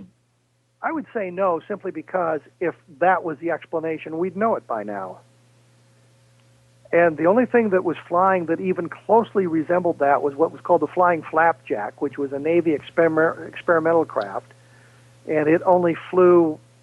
That was in like Connecticut or something. That was an East Coast thing. Around Bridgeport, Connecticut. That was the only place it ever flew. It never got to Arizona. The point simply being, and we did the same thing with the Roswell case, what sort of a experimental aircraft would they be testing in 1947 that would be secret today? Isn't that technology pretty well obsolete? Right. And so if there was something that resembled the Rhodes photographs, experimental craft, if it was flying out of one of those airfields, and there's many, many around the Phoenix area, we would know about that by now because we would see the thing. I've seen photographs, movie footage of the F-111, the stealth fighter, and coming in for a landing. And for all the world, on some of those photographs, it looks like a dome disc with a triangular landing gear coming into land. Just because of the angle and everything, we know what it is because eventually it gets far enough away that we can see the other details. Right. But it looks an awful lot like a dome disc, so we would know this by now, and the fact that we don't know that suggests that it wasn't an experimental aircraft. Well, that's a good point. And the other point for me is this would be aerodynamically sound if it was flipped over, in a lifting body shape. But in this configuration, it's in the wrong direction because the concave part is facing the ground. Yes, but a lifting body actually, well, it's aerodynamic, doesn't fly. It just glides to the ground. Right, it floats to the ground. And so for this to be that type of design, it would have to be flipped over. You understand what I'm saying, right? Yes, absolutely, yes. Absolutely. So, yeah, I find the case to be totally fascinating. I'm really glad that you brought this up. And normally, when you're sitting around a table with a bunch of ufologists, a bunch of researchers, a bunch of friends, we're all fascinated with this subject. We'll talk about all kinds of different things, and I can almost guarantee you Rhodes won't come up. And it's not right. And I think the disinformation that was put out there by Rhodes and the way that they squashed it, because that's exactly what they did. Oh, absolutely. Yeah, it's been lost to history, and Rhodes just wouldn't. I'm just glad that you brought it up, and it stirred my memory. I remember I just went, yeah, wasn't there 2 pictures? And you said yes, that's right. Okay, let's do this. I had spent what limited information there was out there. I had read everything that I could back then in this case. Again, kind of like Shag Harbor, which it's kind of funny, but the two are related. In that, well, I'm glad I didn't send you my first inclination, was send you a picture of Sarah Michelle Gellar. Oh, and tell me why. Why not? Oh, Makes me go, yeah, right. Oh, that's funny. Now, I want to move on. I don't want to take a break. You don't mind, do you? Let's just keep moving forward. I want to talk about MJ12. and you did two different books, and they were done almost 10 years apart. So, and I want to go back to your first book, only the title. We're going to talk about the documents themselves in a second and the theories behind them. But your first book was titled Conclusions, right? Okay. And then your second book is called The True Story. So what did you learn between the two publications that made you, one is called Conclusions, so I would assume that's The True Story, but your second book is called The True Story. So what did you learn? You've confused me here. The case, your second book is called Case MJ12. Yes. The true story behind the government's UFO conspiracies. The true story behind Case MJ12. The first book in 1994 is called Conclusions on Operation Magic. The document I'd done for the Fund for UFO Research. Yes. Oh, okay. So what? I'm on board now. Yeah, okay. So what did you learn in those 10 years, those 8 years? When the first things I looked at in the Majestic 12 documents, when they first came out in 1989, right? It looked very good. I mean, everybody was on board. They said, "Yeah, this is great," but there's no provenance for them. Where did they come from? Well, we can trace them to Bill Moore, and that's it. He released them into the public arena, but we can't get any further. You can't FOIA some government agency to get copies of the documents. You can't find references to it in other government documents. It's just sort of out there. Right. And so I was looking at it from that point of view. Excuse me, I think I'm going to cough here. See, I told you. From that point of view, but it was kind of a preliminary look at what was going on and the conclusions that I had drawn on 5 years of research about the documents. When I got to Case MJ12, I'd taken a much more in-depth look and had access to a lot more information about how the documents appeared in the public arena, where they'd come from. Linda Moulton Howe, for example, had some information that was interesting that kind of gave us more information about what was going on. I talked to a fellow named Peter Teitel, who was a question document expert in New York with a very solid reputation. In fact, when the George W. Bush National Guard documents surfaced, right, CBS News actually called Peter Teitel to take a look at the documents for their authenticity, question documents. And then they called him back and said, never mind. Before they got him to him, said, never mind, we're not going to do that. And then Dan Rather went off and committed journalistic suicide. Yes, he did. By touting these documents without Teitel having a chance to look at it. So I talked to Peter Teitel, and he told me that there were a couple of things that you needed to look at when investigating question documents, and this guy's an expert in it. So I looked at what he had to say. So what just transpired was I had an opportunity to gather more information, and more information was available to research and take a look at. So I just expanded on all of that. Which one? Okay, I'm gonna remove the Twining memo. So let's not talk about that. But which other document out of the original set do you think held water? I don't think any of them hold water now. Originally, the Eisenhower briefing document looked good until you come to the paragraph about the crash that took place in 1950 in the El Indio Guerrero area of Mexico. Mm-hmm. And we now know that's a hoax. And so if you're preparing a document for the President of the United States, you have access to all this information about what's gone on. You have everything available from Roswell. None of the really technical reports have ever surfaced, which would be really hard to fake unless you were a biologist or you had the photographs or a metallurgist. You could, produce some really detailed fake documents that way. We just have that initial Eisenhower briefing document and none of the appendices that go with it. Right. But there's one paragraph that deals with this case, this crash on December 6, 1950, from El Indio, the Guerrero Indio area of New Mexico. It is based on a report given by an alleged Air Force colonel who was involved in this thing, and Todd Zeckel, who was a UFO researcher of limited capabilities, was in communication with Bill Moore, who had written the original Roswell book, and Zeckel was soliciting Moore's assistance in producing his own book about this. So Moore actually references this information in the first book in a single paragraph, and then, of course, it appears in the MJ12 document.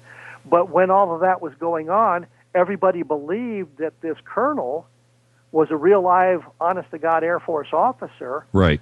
and everybody accepted what he said. What transpired later on is I learned that the guy was not a colonel in the Air Force, was not a fighter pilot. He was a lieutenant colonel in the Civil Air Patrol. He was his military career was limited to 13 months, from December of 1945 through January of 1947, and he rose to the rank of, well, it would be a corporal. It's E4. He was an E4, a specialist, an E4. Spec 4. He was not an Air Force fighter pilot. The stories he began, I got suspicious because I heard the stories he was spinning, and from my perspective as a military pilot, I knew they were crap.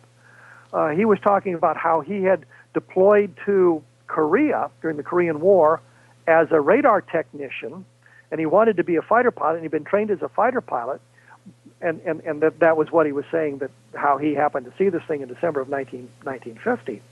So he is a fighter pilot, and they found two F-51 Mustangs that weren't being used, so he and a buddy stole the airplanes and went off on their own missions in Korea. And I'm thinking, well, that sounds really great for Hollywood, but there's all kinds of things wrong with that. For example, you wouldn't know the codes to get into the various areas of operation, and if you didn't know the codes, you'd be shot down. How would you refuel the airplane? Because you couldn't land at the airfields because you have no authorization to have those airplanes, and all kinds of problems like that.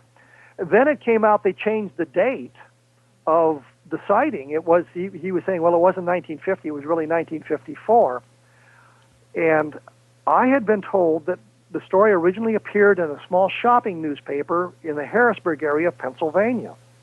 And so I began searching for that, and actually enlisted the help of some guys in MUFON in Harrisburg, and they couldn't find the thing in the newspaper. And I stumbled across one of the very first issues of Skylook, which was the MUFON Journal before it was the MUFON Journal, called Skylook. And on page 3, I think it's March of 1968, there's a paragraph about the sighting. And now the sighting has taken place in 1948. Not 1950, not 1954, but 1948. And so the guy is a fighter pilot in the Air Force in 1948, flying an airplane, the F-94, which didn't go operational until the 1950s. So the whole thing collapsed from there. So you've got this paragraph in the MJ12 document based on the story told by this guy who clearly was not an Air Force colonel, clearly was not an Air Force fighter pilot, who's changed the date 3 times, changed the information about the sighting and the location at least twice. So if you're preparing a document for the president, you're going to know that case is a hoax. But when the Eisenhower briefing document appeared, everybody in the UFO field, including me, thought this guy was telling the truth because he was a high-ranking military officer, claimed to be a retired colonel. Who, and if you're uncomfortable with answering this, I understand. But who typed those documents? Now, your heart of hearts. I mean, I have my suspicions. I want to continue this line of conversation. Who now? Looking back, we have 20, almost 30 years now to look back on this. 25 years. Who typed those documents? Except for the Twining. The Twining memo actually might be real. The Cutler Twining memo? Yeah. Of course it's not. It's a fake, too. Be that as it may, look at the provenance. Where did the documents come from? The mail. No. Who presented them to the UFO field? Are you talking about Shandera? And Bill Moore. And Bill Moore. Okay. So Absolutely. Now, there was another document called the Aquarius Telex that Stan Friedman doesn't want to mention, the Woods don't want to mention, right. but it's the first time that the term MJ12 ever surfaced. And it's just one line in this document that apparently is a real, honest-to-gosh Air Force OSI document with this one line inserted in it.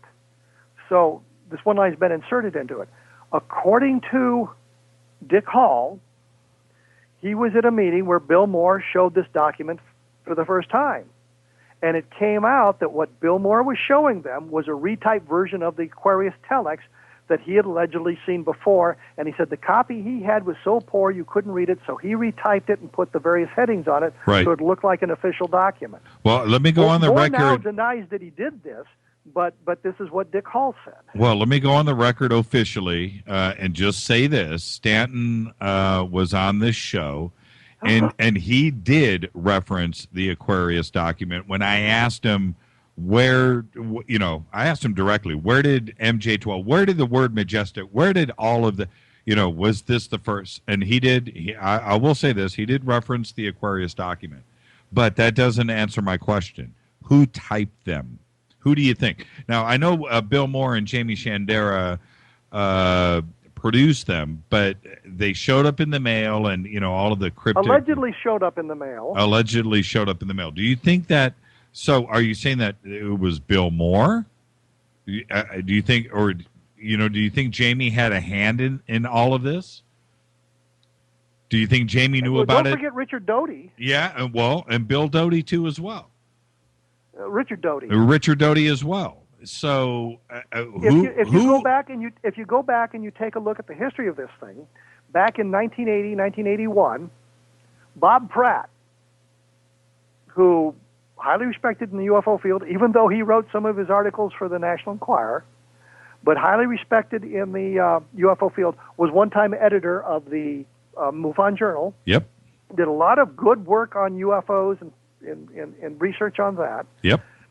He and Bill Moore and another guy he suspected was Richard Doty wrote a book about this heroic OSI guy and his civilian partner who'd stumbled across these documents or whatever, and this is the genesis of MJ12. It was, I think, Pratt wanted to call it Project Aquarius, and once they got the novel done, they made it clear it was a novel. It wasn't true because they couldn't prove any of the stuff, but they thought it was all true, and they were going to do it in the form of a novel. When he got the manuscript back, Moore had crossed out Project Aquarius and wrote Magic 12 on it.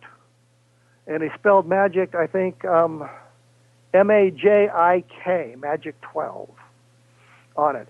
So the genesis of MJ12 comes out of this novel that Bill Moore, Bob Pratt, and Richard Doty did. Do you think that, and I just now, an email came in on this subject. I was going to ask the question anyway. So, Damon, I'm going to do a hybrid, Damon, the writer, I'm going to do a hybrid kind of question here.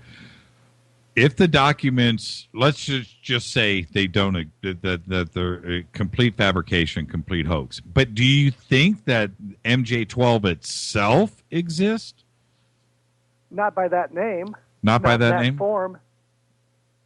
I think if you're suddenly presented with a alien craft that is far technologically advanced beyond us, you're going to create some kind of group to exploit that find as best you can, given your resources. So there's some kind of organization to do that. If Roswell was an alien craft that crashed, then such an organization exists. We know, and I document this in my upcoming book on what we find in the government UFO files, the history of UFO research by government agencies that does not begin when Twining issues his letter of September 23rd, 1947, suggesting we begin an official investigation, actually begins late in World War II and goes from that point on with this unofficial investigation beginning at Wright Field in December of 1946. So you've got that kind of an organization already going. The Majestic 12 documents suggest ufology as it existed in the early 1980s. What you find in the documents is what we believed to be the truth in the 1980s. As research continued and we discovered more information, we realized that those documents are out of date and there's problems with it. The question Stan Friedman asked me once, because I was disputing the claim of crash on the plains of San Augustine. And Stan says, do you have any documents to prove that? And I said, well, since people don't normally write down in their diaries or their official logs, no flying saucers crashed here today, it's very hard to prove that. But as a joke, I sent him a copy of the MJ12 papers because there's no mention of the plains of San Augustine in this.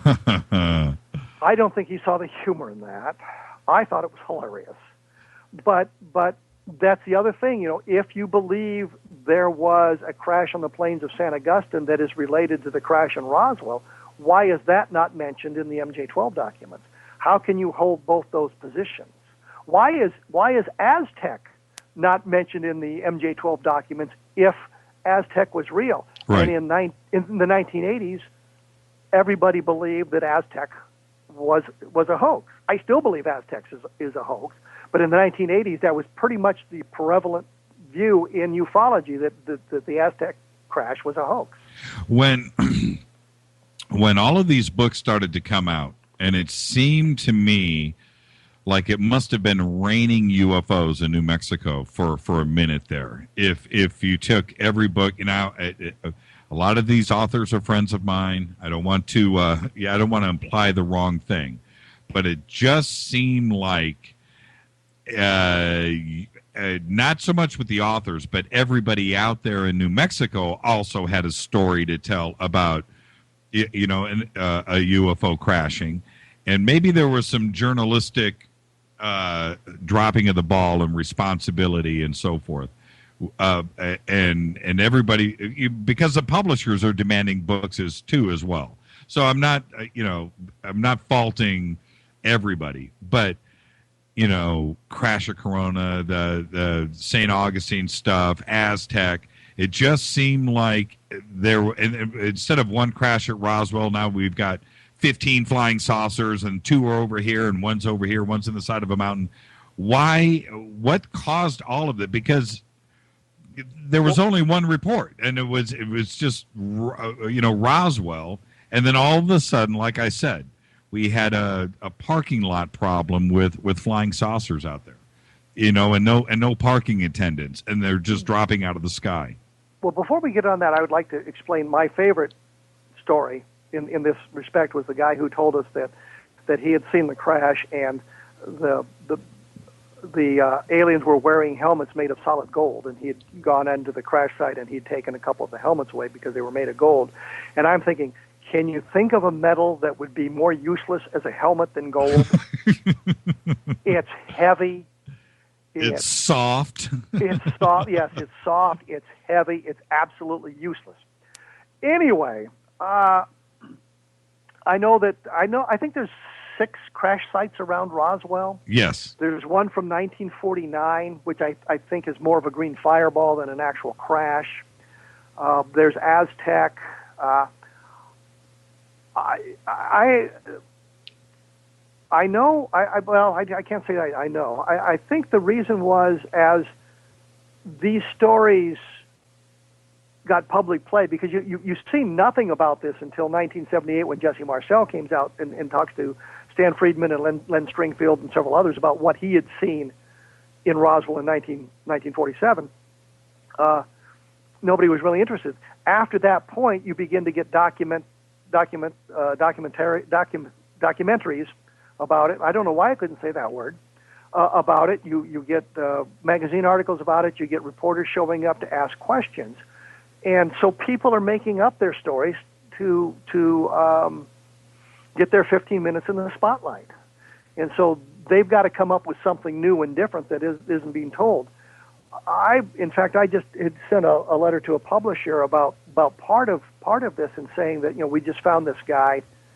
I have him on DVD talking about his involvement in the Roswell case, but he doesn't give us anything new. The first thing he says is, "I didn't see the bodies," but he's talking about this stuff, and I said, we know this stuff. We don't need another guy telling us this stuff. You've got to expand it. I took a creative writing course at the University of Iowa with a fellow named William Price Fox. And he said, one of the techniques in fiction is an escalation of the drama. And so you begin the story, and a person is at risk, and then his family's at risk, and then the people on the street where he lives are at risk, then the town is at risk, and then the city is at risk, and then the state is at risk. And so you keep expanding the drama that way to keep people going on. And I think that's part of it as well. If you want to be on television, you better have a good story. And so they came up with new stories. The Aztec case, if you go back and you look at it, it comes out in the 1950s, and the guys are talking about stuff that went on in 1948 in the Aztec area. Right. But there are a couple of con men attempting to sell their doodlebug, which is a device to find oil. And I guess in the oil industry, anything like that is called a doodlebug. Today, I think we'd call it ground-penetrating radar, but that's a whole other argument. And to provide the technology, they're alleging that they got some of this technology from a flying saucer that crashed, and they'd heard about it in New Mexico, and they just picked Aztec because one of the guys was working with a rancher in the Aztec area, so they just picked Aztec as the place.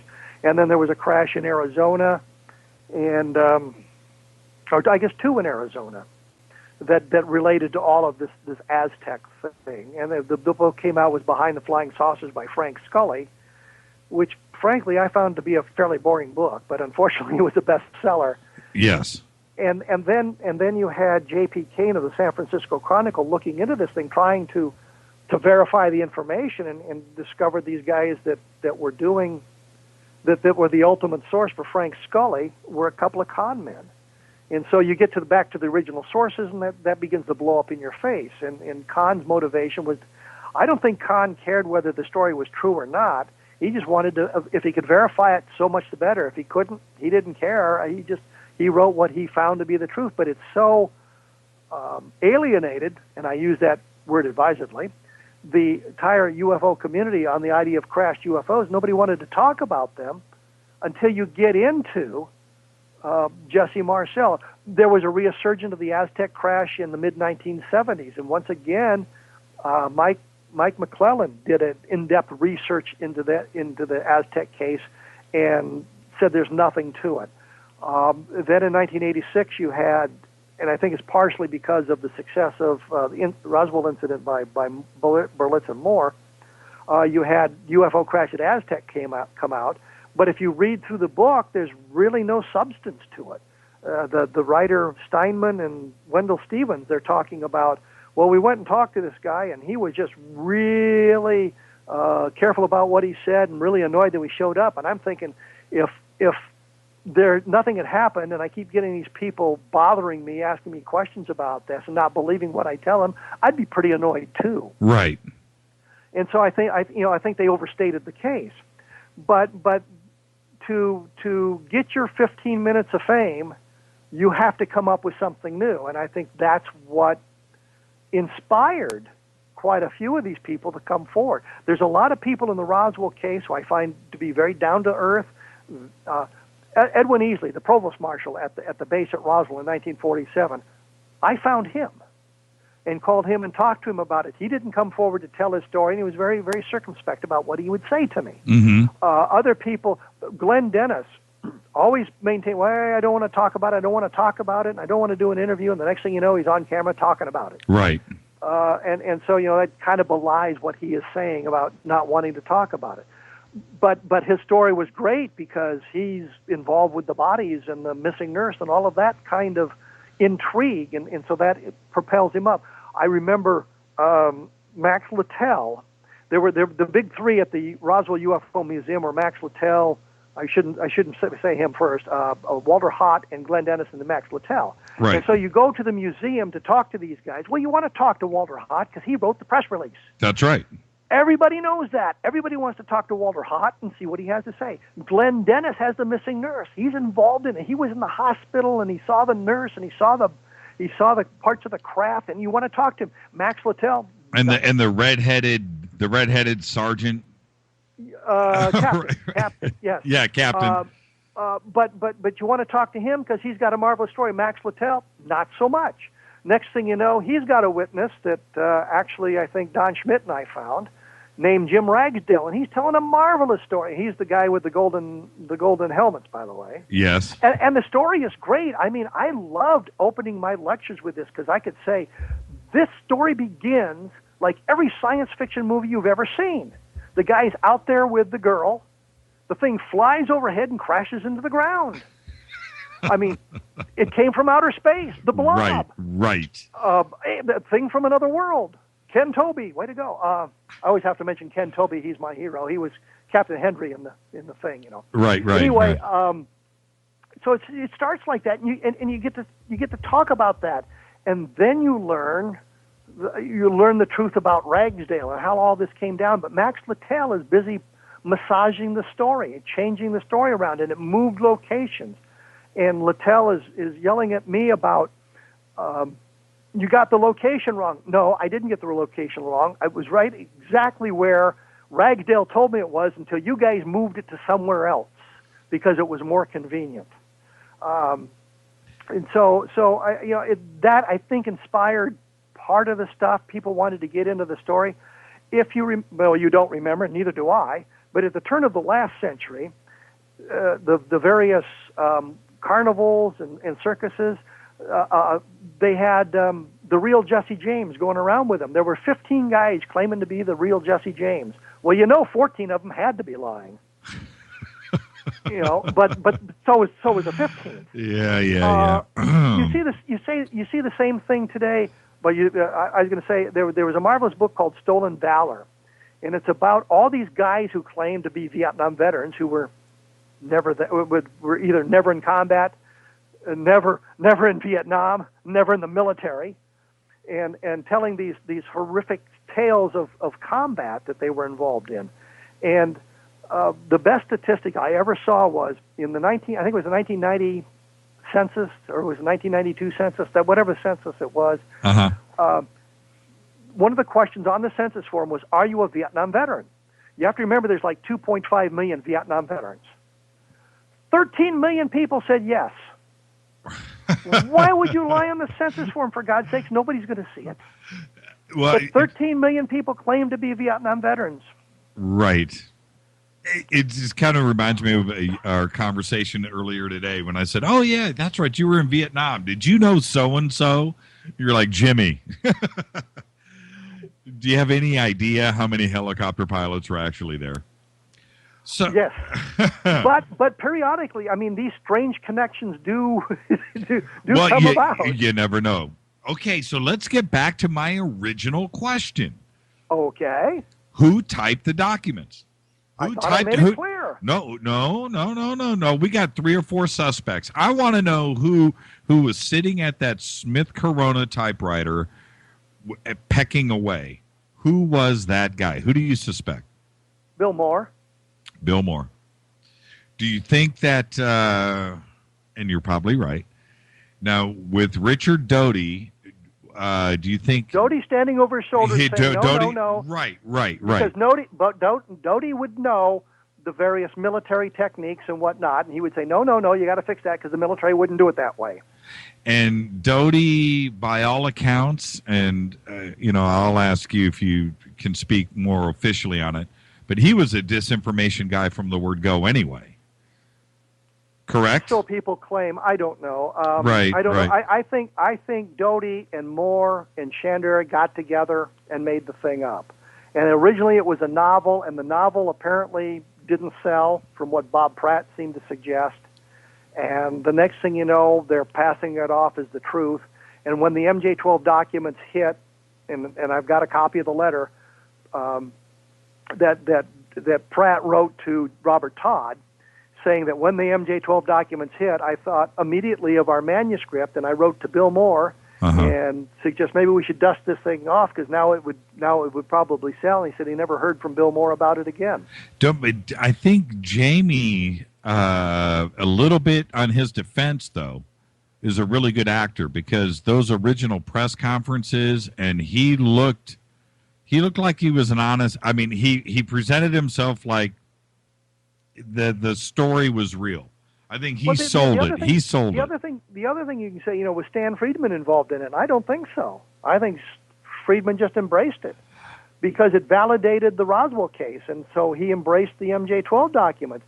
And now we move to the arena where he's endorsed the Aztec case, but Aztec isn't mentioned in the documents. Why not? It should be. Well, what about the plains of San Augustine? Yes. And the other aspect, and I don't want anybody to get really angry at me, but I am here to just play both sides of the fence, and let's just try to be, devil's advocate to the best that I can, because I like Stanton, and his contribution to this entire genre is, you just can't measure that.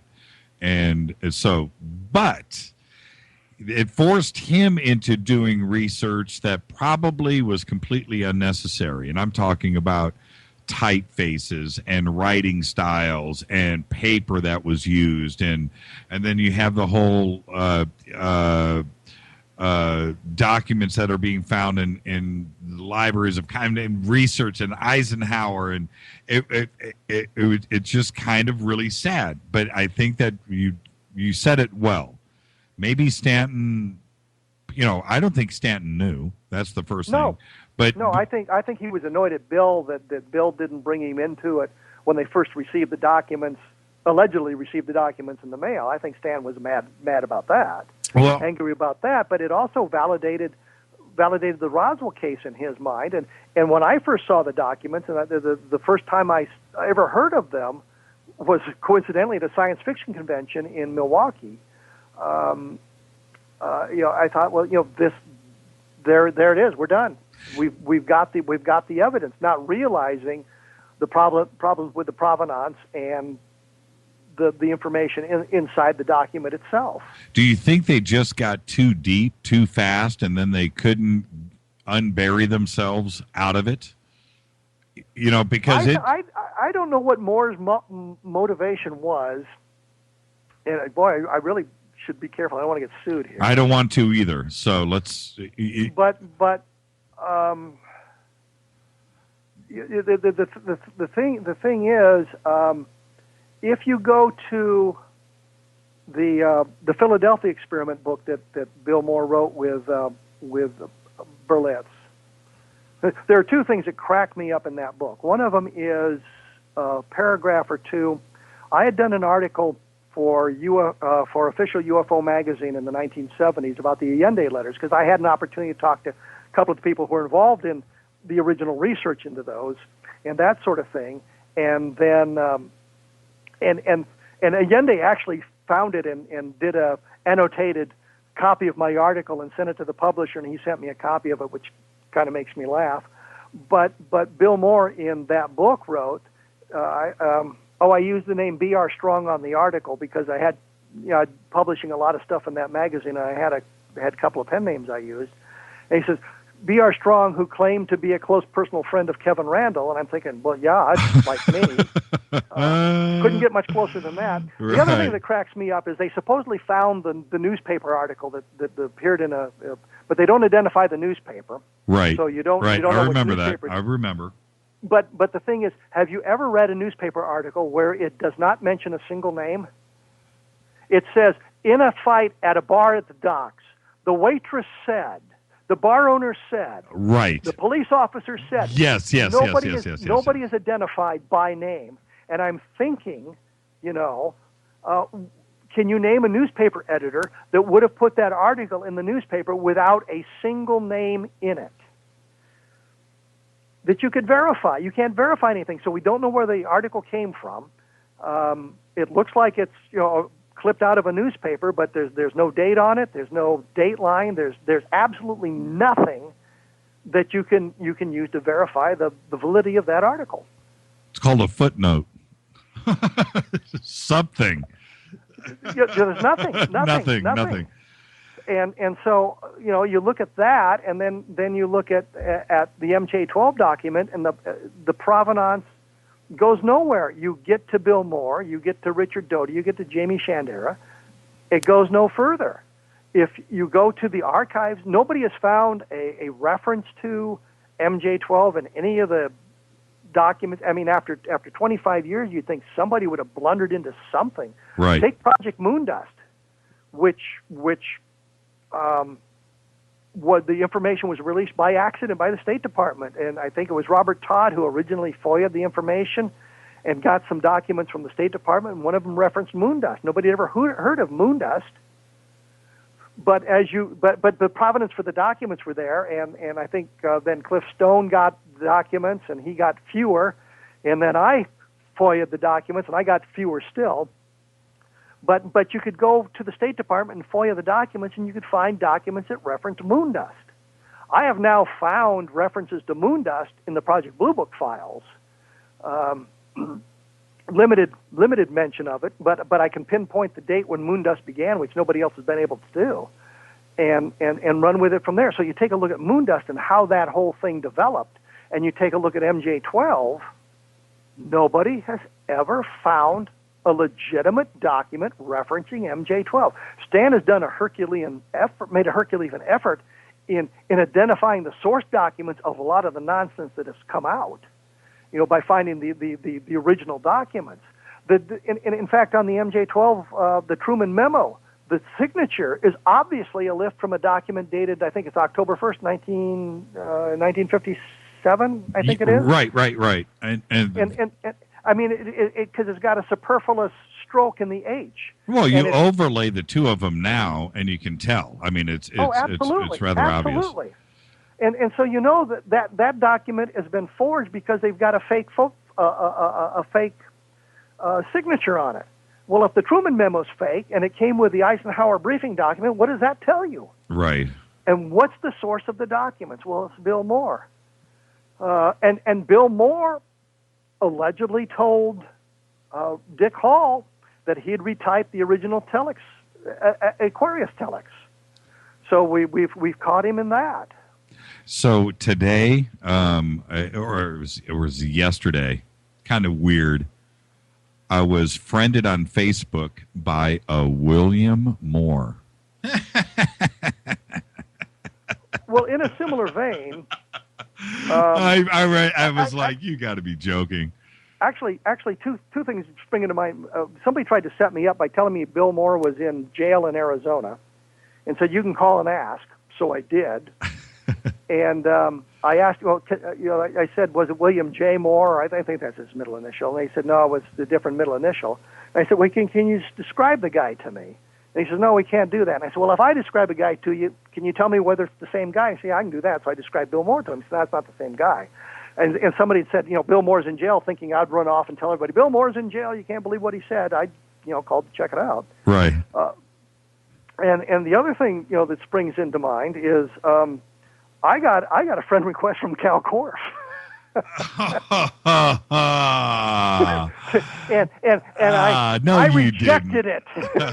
No, you didn't. Was it? I did about 6-7 months ago. I got a friend request from Bill Moore. From Cal Korff. Cal Korff. Well, let's okay. Before I have no problems with talking about our good buddy Cal. Okay, so and let's get to that in a second. But I want to lead into that a little bit. Oh, by the way, the William Moore that friended me today, yesterday, I don't think I but I went and looked. and he was like 25 years old, and it was okay. He lived in like Bogota, Colombia, or something. I've got like 285 friend requests I haven't dealt with yet. So yeah, I've got a couple hundred myself. And you know what? You see what you just made me do? And somebody listening to this show right now going, Church, you're never gonna look. I did it for no reason. No, I get around to it. Okay, all right. I don't ignore those. But yeah, William Moore. Okay, so with ufology today, researchers and where there's a lot of good work going on out there, and I would like to think that I'm part of it too. I believe in what I believe, and that is that. But do you think it's gotten off the track a little bit in the last 15 or 20 years? I think it's gotten better. You think it's gotten better? Okay. Well, the research has gotten better because, take for example, I was looking for reports of disc-shaped objects prior to Kenneth Arnold, because everybody blames Kenneth Arnold for the flying saucer shape, and so I was looking for disc-shaped reports prior to that, which, by the way, are few and far between. But I came across the sighting, supposedly made on June 23rd, 1947, in Cedar Rapids, Iowa, by a railroad guy, and he saw 9 or 10 or whatever disc-shaped objects flying by. And Dick Hall mentions it in his UFO evidence book. And I thought, this is great. And then I thought, what's the original source for this? So I started trying to track it back where it came from, and I could only get to 1956, where Frank Edwards supposedly mentioned it in a speech he gave in front of one of the early saucer groups. And he mentioned this case from Cedar Rapids, Iowa, and this engineer. I could get no further, and I'm thinking, I live in Cedar Rapids. I could go look it up at the newspaper. So I went down to the library to look at their microfilms. There were 2 newspapers in Cedar Rapids at the time. One was a weekly and one was a daily. And so I went through the entire June 23rd newspaper, and I could not find this story. I read the newspaper twice. And I looked on June 24th, and there's nothing about Arnold. I looked on June 25th, there was nothing about Arnold. I looked on June 26th, and then I found an article that says the object seen in fast flight. And then I eventually found the story about the railroad guy. Well, he wasn't in Cedar Rapids. He was in Joliet, Illinois. Really? And the story didn't come out on June 23rd. It came out on Friday, which was the 27th, I think, if I remember the days of the week right in June of 1947. So the story wasn't told till after Arnold was.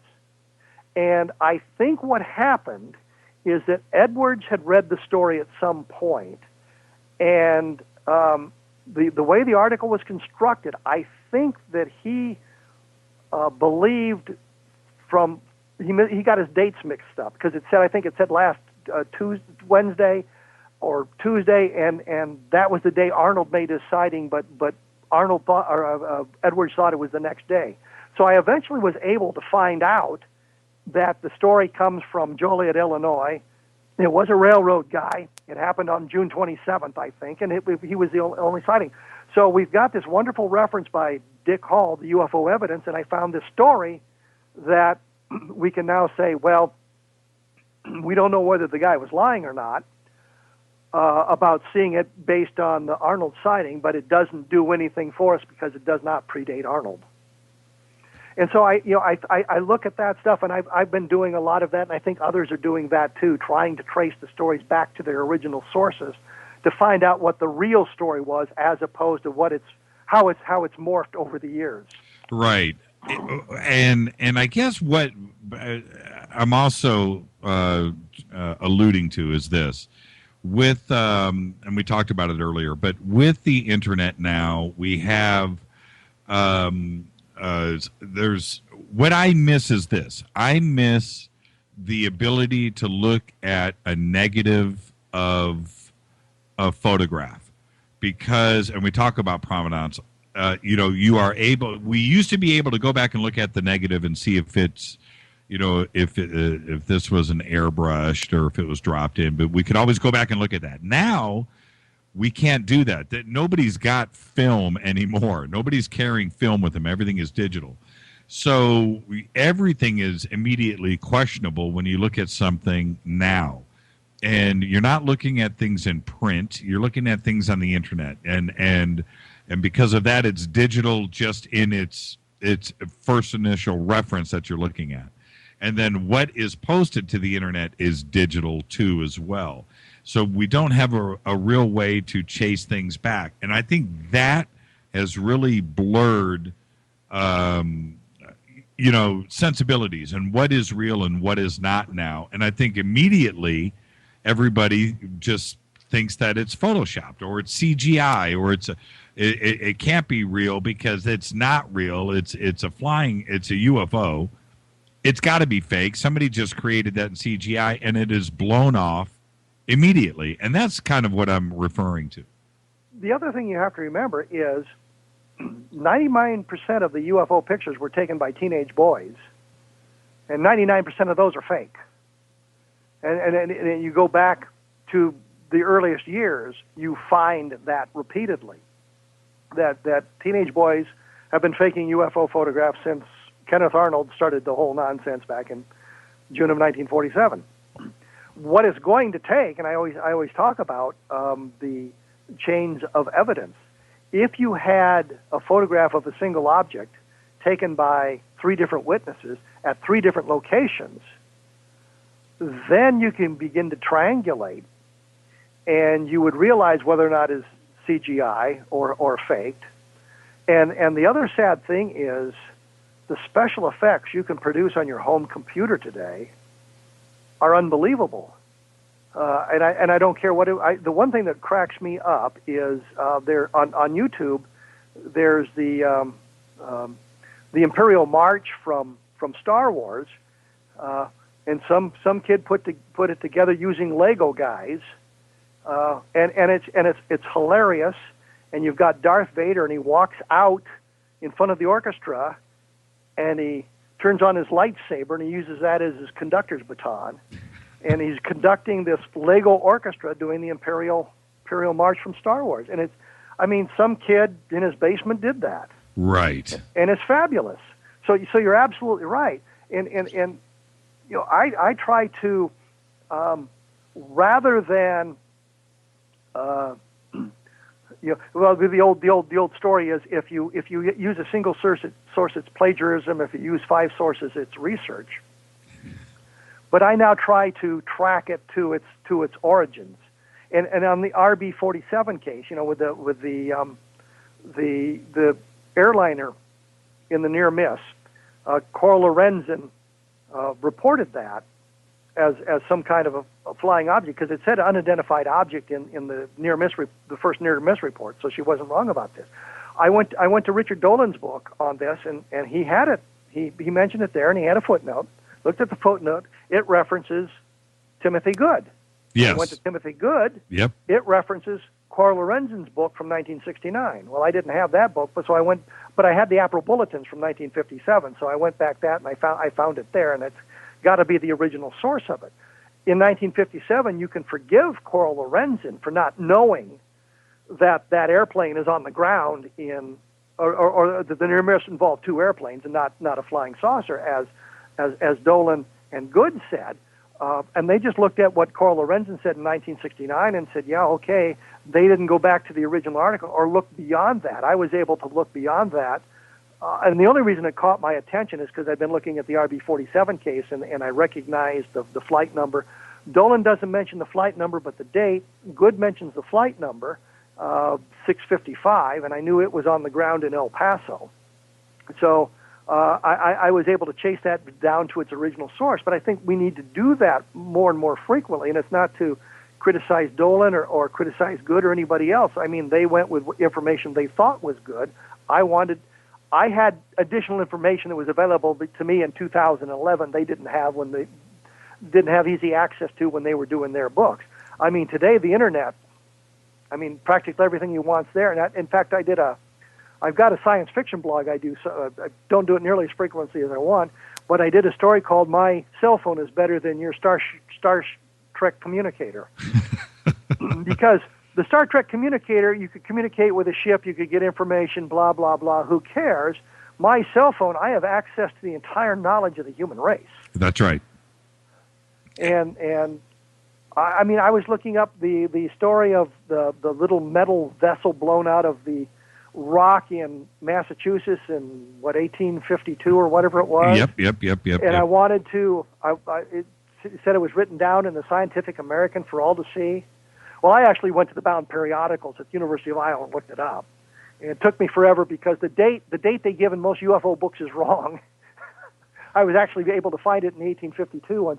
But now, you just type in 1852 Scientific American. There it is online. Yeah, that's right. Look for it yourself. But I think more and more people are doing that instead of looking at the information. They want to know, is this the truth? Is this the proper form of the story? Let's take it to its original source and see how that compares with what people are writing today. Well, and this is such a brilliant point that you've just brought up, because you mentioned our good buddy KK earlier, and Cal. And again, I don't care. Let him sue. But I will say this.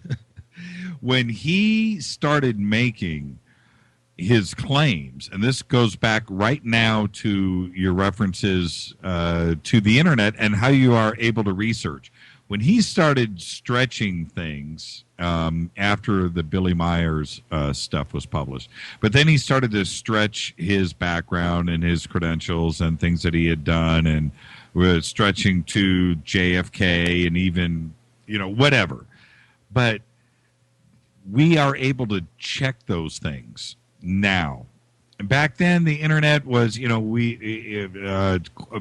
somebody was still done the old-fashioned way. And vetting was also taken somebody's word. And so when he was standing up on a podium stating some of the things that he was, some of those extreme things, I've got the most published book on Roswell in history or whatever. Debunking book. Yes. And I've done, and it's sold 15 million copies or whatever his claims were. But today it's easy to check. And things are easier to vet now, if not totally easy. But he was able to say those things, and we just didn't check it like we should have. Well, the other thing is, and it kind of relates to that as well, is that even with that capability, oftentimes that vetting is not done, and that was how I ended up chasing the story from Del Rio, El Indio Guerrero, the crash from 1948, 1950, 1954, was because the guy said some things that, to me as a military officer, didn't make sense. And one of the things that kind of cracked me up is he was talking about how he had was working one day and a couple of MPs came in and confronted him, and he chased them away with a wrench. And I'm thinking, I ended my military career as in the provost marshal's office, and we were all armed. And I'm thinking, somebody comes at me with a wrench, I'm pulling my pistol on his ass. Right. And saying, anytime you feel froggy, fella, my pistol's a lot strong. But, I mean, he was telling these outrageous things that I just knew weren't true. And so I had enough information. I could go to St. Louis, where all the records are held, and send them the information. I said, what can you tell me about this guy that's a matter of public record? Well, then we discovered that his military career spans 13 months as opposed to the 30 years he claimed. Oh, one of the things he said, he was promoted to colonel by Lyndon Johnson. And I was reading one of Webb Griffin's books, and in there was this line about this guy who'd been promoted to colonel by Lyndon Johnson. I'm thinking, is that where he got the idea? And I looked back on the guy's record, and he was talking about how he had been promoted to colonel in the 1980s, I think it was, by Lyndon Johnson. I said, did he bother to look to find out that Lyndon Johnson died in 1973? Well, he was promoted to colonel by the same guy that Cal Korff was promoted to colonel. Well, but the real point was, and it doesn't work that way anyway in the American military. You have to submit. Even all officers' names are submitted to the Senate for approval. Now, granted, with the lower ranking officers, it's a big long list, and they say, yeah, okay, promote these clowns, let's let it go. Right. When you get up to 06, full colonel, or moving into the general ranks, then it's very specific, and you have to be, and they're very careful about that stuff. So I knew that wasn't true. Well, the other thing about Cal Corpy, he had been a captain, and the next thing we know, he was a colonel. And I made the comment somewhere, yeah, that's what happened to George Custer. He was a captain, yeah. and they promoted him to colonel. That worked out really well, didn't it? Okay. Now I'm going to ask you a couple of direct questions. And, okay. And it's this: we know, and you and I, we know we've got a couple of bona fide, real, if more, but situations where there are some craft here, not of this earth, came from somewhere. Where do you think, and with all of your research, where are they coming from? What do you think? The only thing I can tell you is they're not from inside the solar system. That's the only. I have no clue. And the thing is, we just don't know about interstellar travel. How simple is it once you figure it out? Can you cross the galaxy easier than you can go a short distance? The analogy is, and we talked about this earlier, it's much easier to go from New York City to L.A. than it is from my home to L.A., because to get to L.A., I got to go to Cincinnati for the hub and then go back the other direction. Right. So it's much more difficult to get from where I am to L.A. than it is from New York to L.A. And I don't know if there's a similar situation in interstellar flight. Maybe it's very difficult to go long distances. Maybe once you figure it out, it's easy to just flit around. I know the Marjorie Fish did research based on Betty Hill's star map. Right. And unfortunately, a wonderful piece of research on her part. Unfortunately, the star charts have changed since she did her research, and some of the stars she thought was within the 50 light-year limit she set are now outside it and things like that. So right. Our knowledge has suggested the star map is inaccurate. Well, she based a 3D star map on her original models on 2D images, yeah. and she arbitrarily took out all red dwarfs, figuring there was nothing interesting at red dwarfs to see. Right. And because there are so many red dwarfs, and she wouldn't have been able to do it. So I think that assumption is wrong. I think that we've learned that red dwarfs can't have planets, so that's kind of eliminated that as well. But that was the only clue we had, Zeta 1, Zeta 2 reticuli, which I don't think is a legitimate claim anymore based on our expanding knowledge. So I really don't know. I would assume that they come from closer to Earth as opposed to further away, simply because the distances are so vast, and I would think it would be more time-consuming to travel the longer distance. But if we're talking interstellar flight, and it's obviously got to be faster than light, mm-hmm. and we don't know how it works, mm-hmm. We really can't make any intelligent comment about where they come from. I would assume closer to Earth rather than far away from a stun-type star on the main sequence, but I really don't know. When you were, I want to talk about your time in Iraq. Did your fellow soldiers and enlisted NCO and everybody else, top to bottom, you were a colonel there, right? I was a captain. You were a captain. You retired as a colonel. My bad. Lieutenant colonel. Lieutenant colonel. So you're a captain in Iraq. Yeah. Did they know about your connection to Roswell and the UFO community? First of all, two things. I was the senior captain in the world at the time. My date of rank, because I had a break in service, my date of rank was adjusted, but I technically outranked every other captain in the world, but you wouldn't know that because everybody wears captain bars. When I became a major, I was a junior major in the entire world, of course, but I outranked all the captains still, so it didn't do much for me other than jump the pay. But yes, they did know that, and I made no secret of it. Okay. And the interesting thing was, because Iraq was a lot different than Vietnam, we had satellite TV, and so they got the History Channel, And a couple of the NCOs came up to me one day. Oh, no. And said, do you have a younger brother? I said, no. Said, well, there was a guy with the same last name on the History Channel the other night, and he looked an awful lot like you. I said, yeah, that was me probably like 15 years ago. But they all knew that. It was no secret that I was the UFO guy. Okay, so with that, did anybody, did you hear anything? Did anybody come up to you and try to pass on some secret information? Would you tell me if they did, by the way? But did anybody come up and go, hey, man, check this out. There are bodies at Wright-Patterson. The Hangar 18 is real, brother. I mean, and again, I appreciate it if you wouldn't tell me, but I understand why. But no, nothing like that came up. And because I was the intelligence officer, I was one of very few people in the battalion that had top secret clearance. So I had access to a lot of information. A lot of the other officers and other soldiers didn't have access to.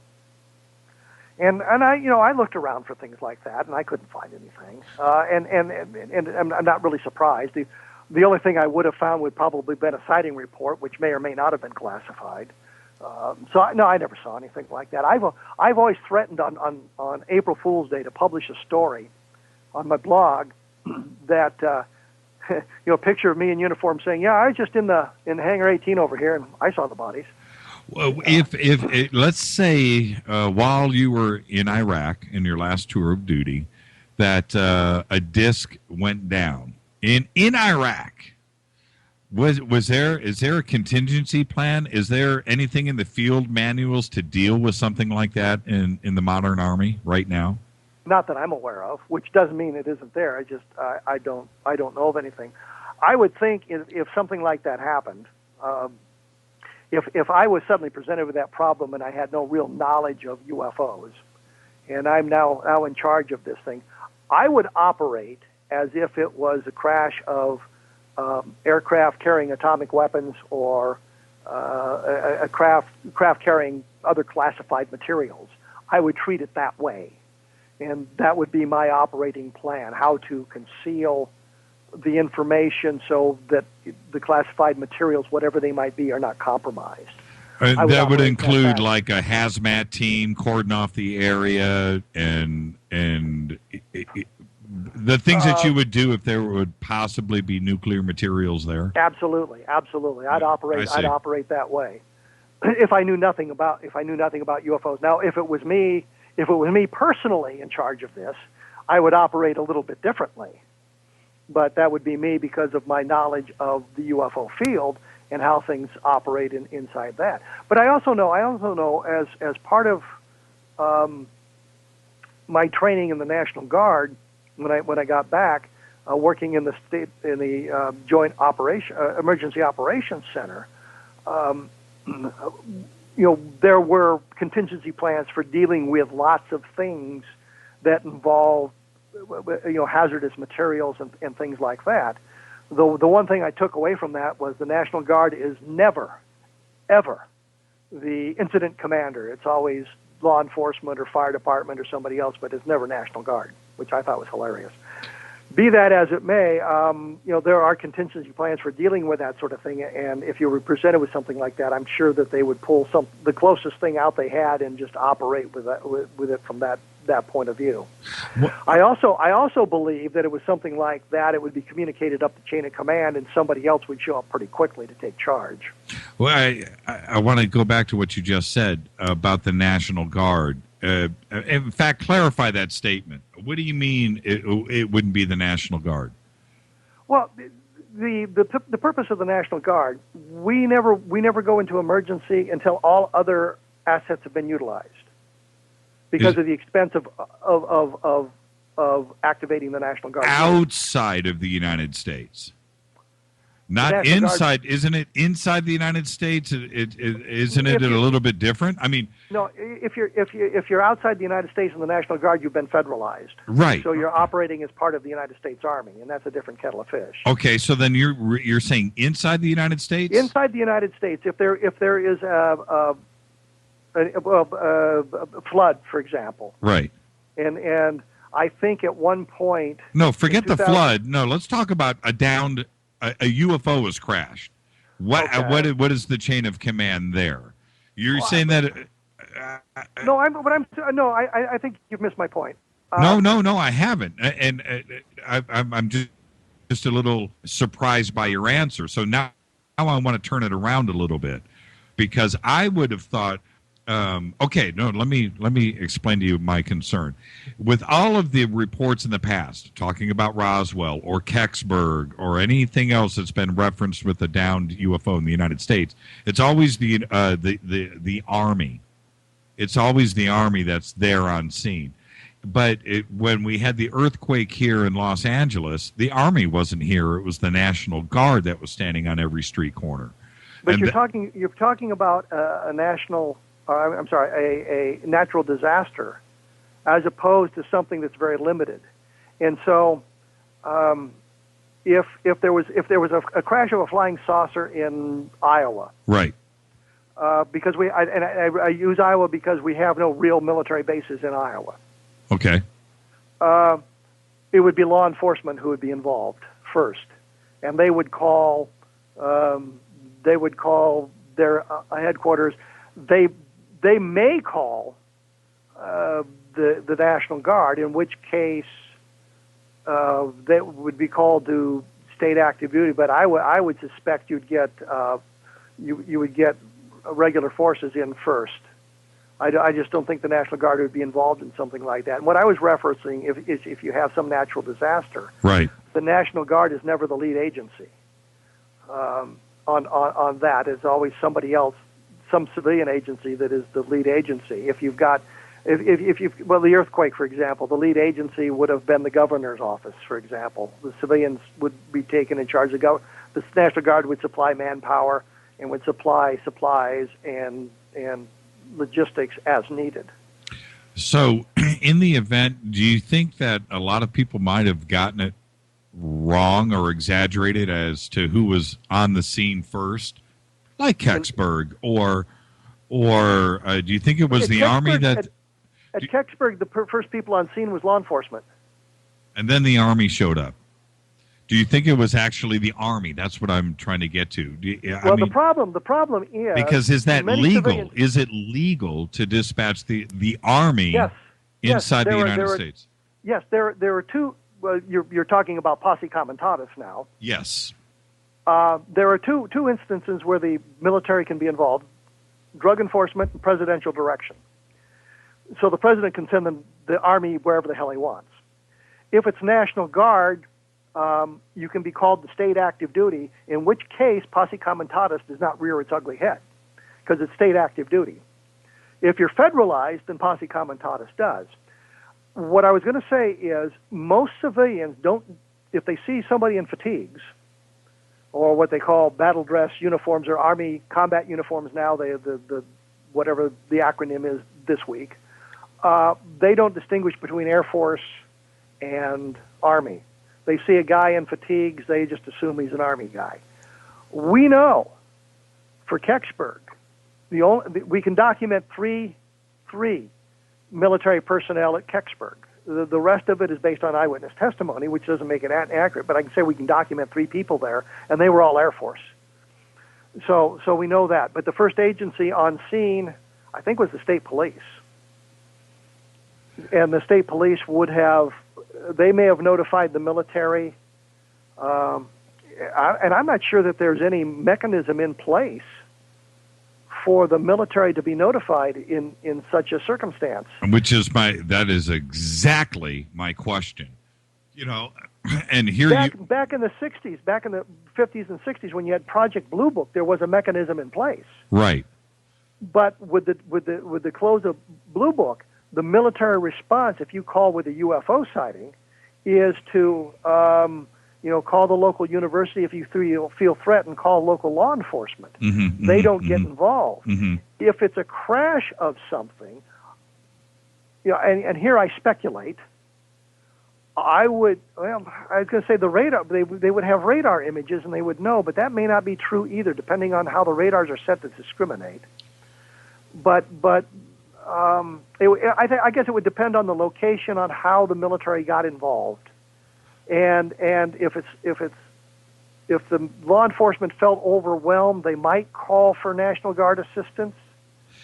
And but it would, but I know there was a state reaction in Iowa. There's a state reaction force that is required to be on scene to be deployed into their home, actually Camp Dodge, within 4 hours, and then they have to deploy from there. So it'd be a while to get the people from their homes to Camp Dodge so they could deploy into the situation, and it would be quicker to pull people out of Omaha. Right. I mentioned Omaha again, Pete, man, because that's, I think that is, that's the Air Force. The Air Force has got a base there. Well, and I'm asking you direct because when did you retire from the National Guard?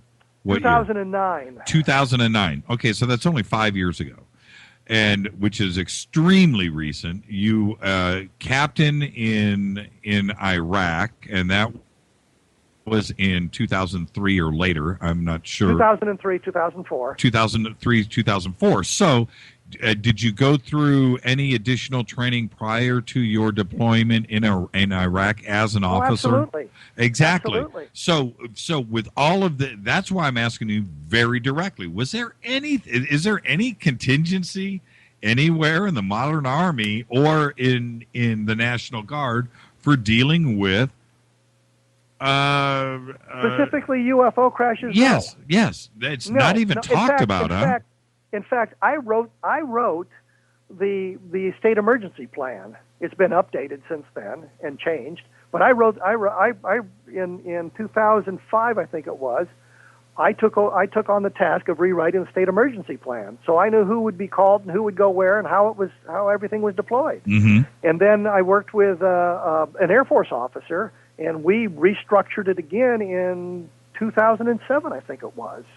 And then we pulled it together in 2008, and they used that plan, but there's nothing in there that deals with the crash of a UFO. I suppose if I had been hilarious, I could have written the that was my... I'd never crossed my mind to do that. But I'm sure that when it went to the Adjutant General for approval, right, that he would have called me in to question me about that. But there's nothing in the contingency plans in the Iowa National Guard, and I know that we looked at the National Guard plans for a number of other states as well, the emergency plans. I mean, we had contingency plans for if there were riots in prisons. We had contingency plans for if there was a pandemic. We had emergency plans for if the electrical grid went down. We had an emergency plan if there was a lot of snow and people got snowbound, and how we got them out of their homes and how we fed the cattle and all of that jazz. But there was nothing about, and I can say with great authority that there was no contingency plan in the state of Iowa to deal with a crash flying saucer. And if I'd been thinking about it, there would have been. And what do you think? What do you think the reaction would be from the governor of Iowa, let alone Schwarzkopf or anybody else who's leading anything over in Iraq in Gulf War I or II? If something like this would have been brought up by you, do you get discharged? Do you get relieved of duty as your National Guard post? Here's the other side of the coin. I mean, I required a top secret clearance because of my job as the intelligence officer, and I have never been denied a clearance. And in fact, when I was in the Air Force and I had to get the top secret clearance, I know for a fact that at least 6 of the articles I had written, 4 of them very critical of the Air Force, were in the file because the guy who conducted the investigation happened to live across the street from my father, and he told him that he'd put some of those articles in it. I was never denied a clearance, never denied a promotion. There was no fallout from being interested in UFOs or being critical of the military about the way they operated in the UFO arena. The only thing I was told is that as I served in the Guard, not to put my rank on the books if I wrote any UFO books while I was in the Guard. But when I did some newspaper articles about what our unit was doing in Iraq, and my rank was on those things anyway. So there was never any repercussions from my UFO interest at all. Okay, yeah, you didn't get pulled into the AG's office and he threw, the truth about the UFO crash at Roswell on his desk. Actually, I gave copies of a number of my UFO books to the battalion commander. Oh, right on. And it signed them for him, and he was very excited about that. So, wow, but you're not telling me what I really wanted to hear. I was just hoping that there was some kind of contingency plan, or that there is some kind of reference in the military, or that it is a concern, or but is that just misdirection? No, that wasn't the question you asked, because there are documents out there where contingency plans have appeared. I think in the text at the Air Force Academy at one point, one of the texts had some information about that, which has since been taken out. Right. And I know that. I think it was in Michigan. We were on a training exercise there, and we were given some documents about treating the wildlife fairly or something, and they pointed out that Bigfoot was a protected species, but that wasn't from the military. That came from the Park Service or whatever, and I think it was more tongue in cheek than anything. Oh, it was just somebody who had an interest in Bigfoot, and it would be like me putting UFO contingency plan in the Iowa State National Guard operations plan. It was just somebody. Right. I wish I'd have thought of that. I'd have written a contingency plan for it. Now, which is really too bad. I don't want to go back on this subject, but it's a great question that came in, and I had a bunch of email. You and I were having too much fun, and I didn't get a chance to get to all of it. So I apologize to everybody out there. But this came in from Roger. And we already answered the first part of his question. But the second part of what he says here is, do you think that, MJ12 is not true? It's fabricated. It's nonsense. But he says, do you think it was intentional misdirection on Doty's part? Do you think it was intentional? No, I think it was something. My personal opinion is it was something that he and Moore and it was just a money grab, just a money thing. I'm not necessarily a money grab, but to propel. I think for Moore it was to propel himself back into the spotlight. I know that the one of the two books he did with Berlitz didn't do as well as they'd hoped. Right. And I think it was just a way of propelling himself back into the spotlight. I've got great opportunities to do that myself, and I probably ought to take some of them up. Like I said, I could get a picture of me taken at Wright-Patterson Air Force Base in uniform and say, yeah, I just saw the bodies. What's the big deal? Right.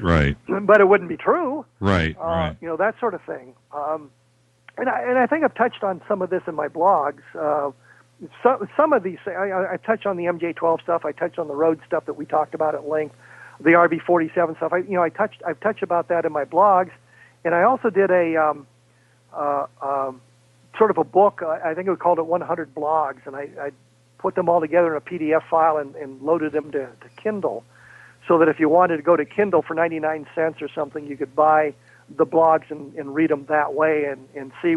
These are 4 or 5 years old now. Right. You can read all of that stuff. I want everybody to know right now, and it will be my pleasure for the next 5 minutes to talk about your blog specifically, because I am here to tell you that blog is some of the best written stuff on the internet. And I would love, I'm serious, if you could, if there was a way I could get some of that on our website. Your links to the blog are right there. So if they go and click on Kevin Randle, that takes everybody straight to your blog.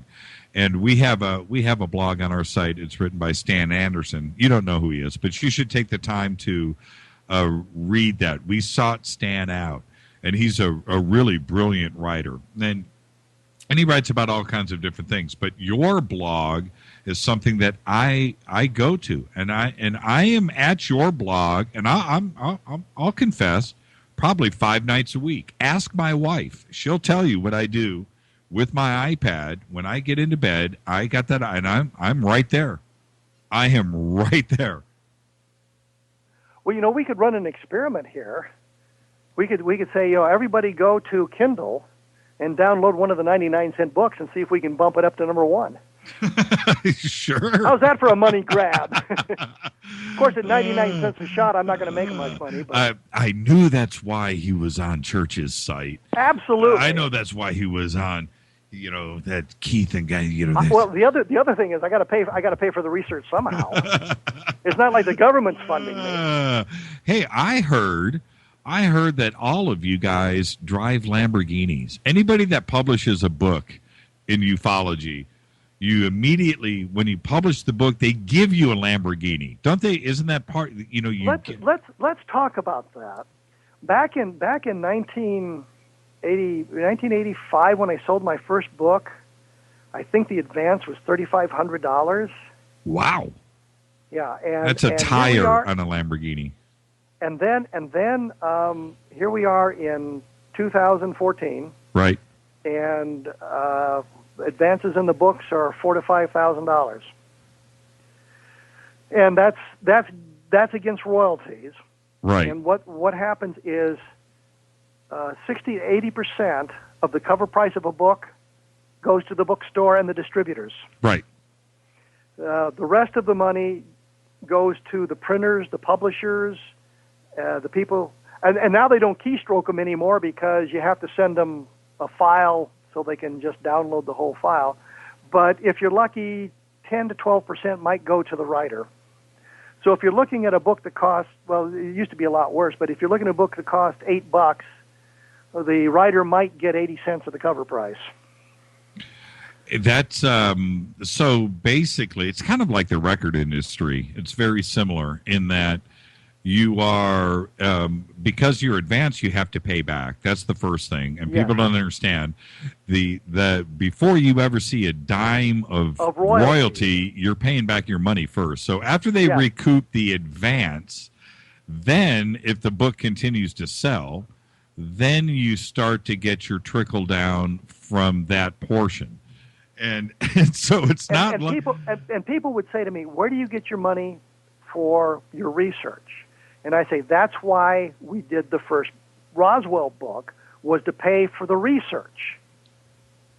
Exactly. And that was why we had to come out when we did, as quickly as we did, because we needed to recoup the expenses. I don't know.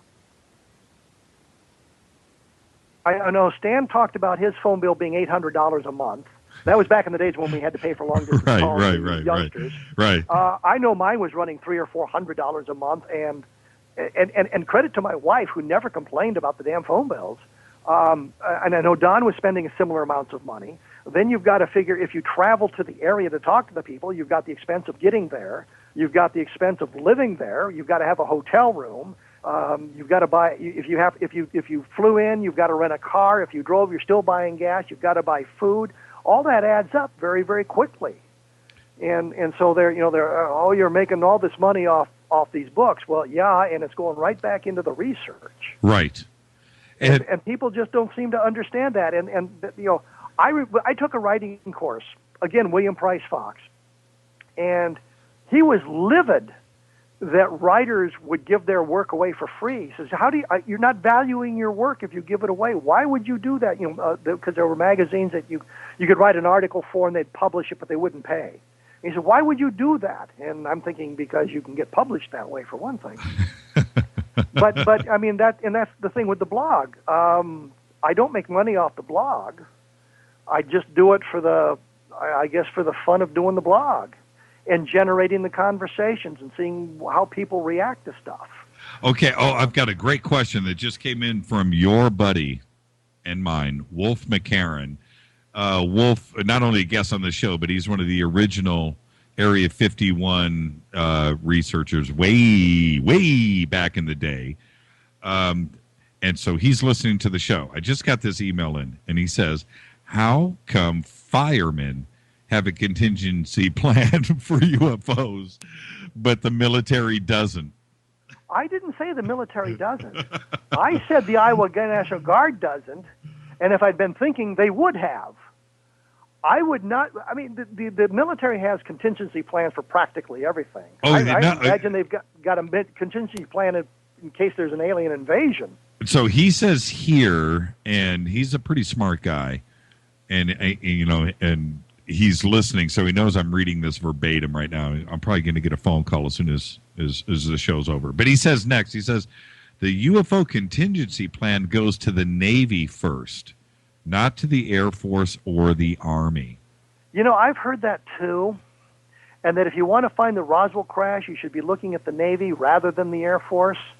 I would think you ought to be looking at the Army rather than the Air Force, but that's a whole other argument. Right. But I have heard that the Navy was the place you need to go for these things.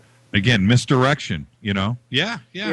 As far as if you're going to try to find the paper trail, and we're looking at the Air Force because of Project Blue Book, and all of the reference. Well, they come from the sky. It's got to be the Air Force, or if it's crashed on the ground, it's got to be the Army. Well, let's use the Navy. Nobody will suspect the Navy. Makes a lot of sense if you think about it. I think in 1950 it was. Maybe it was earlier than that. The Navy did look into flying saucers to see what was going on and what they could find. And I know the debunkers have used that report to say, well, there was no crash at Roswell because these guys had top secret clearances and they would have known. Right. But if you read the report, it says right on there may be some projects we did not have access to, and having a top secret clearance doesn't give you access to everything. Well, wasn't Lazar's paychecks, that was coming from the Navy Office of Intelligence, right? I have no clue. Okay, well, that's me. Lazar worked at Area 51 for 35 minutes? Hey, I like Bob. He's going to be on this show. Tell him I said hi. He doesn't have a clue who I am. Yeah, he does. He's a smart guy. I want to thank you for coming in tonight, Kevin. I had a great time. And if there's anything that I can do, we're done already. We've done exactly 3 hours. Oh my Lord! Now, you can my stay. Head's gonna blow up. You can stay with me if you want. I'm going to roll music in about 2 seconds here, in about 2 minutes. But let me get to a couple of things, and you're more than welcome to stay on with us to the bitter end. Coming up next, I want everybody to stay tuned. Coming up next is my favorite show besides mine. My favorite show is After Dark Live with Brian Alvarez. That'll be coming up next. So I want everybody to stay tuned. And Keith was telling me earlier today about a new show that we've got on right before mine now called Social Extreme, Social. But I don't want to act like I don't know what I'm talking about. I didn't get a chance to check it out, Keith. So I want everybody else, this new show, Keith said it is amazing. So I want everybody to check that out. I'm going to check that out later on tonight. And that's about it. I'm going to roll some music. Kevin, stay with us, and you can say good night, Dick. Hey, do you remember Laugh In? Yes, I do. What did they say at the end? You remember that? Good night, Dick. So I'll give you the opportunity to say just that, okay? All right, so let's get this going. Thank you again. I had an amazing time. I did too. It was all that and more, and hopefully we'll be able to do it again. And whenever you want to come back on, you just let myself or Rita or Mark, anybody here at the show, you just let them know. I think when my new book comes out, I'll be in touch. No, absolutely, and you can make that, get that new Lamborghini. Yes. Special thanks. Park to the old one. Yeah, park it next to mine. Special thanks to Keith Rowland. Fade to Black's executive producer is Rita Kamurian. Show is produced by Hilton J. Palm and Mark D. Kovar. Announcers are Steve Harder and Mark D. Kovar. The music you are listening to right now is Doug Aldrich, and that is called Playing Guitar. Fade to Black was produced by KJCR on the Dark Matter Radio Network. Thank you, Kevin. Good night, Dick. Good night, Dick.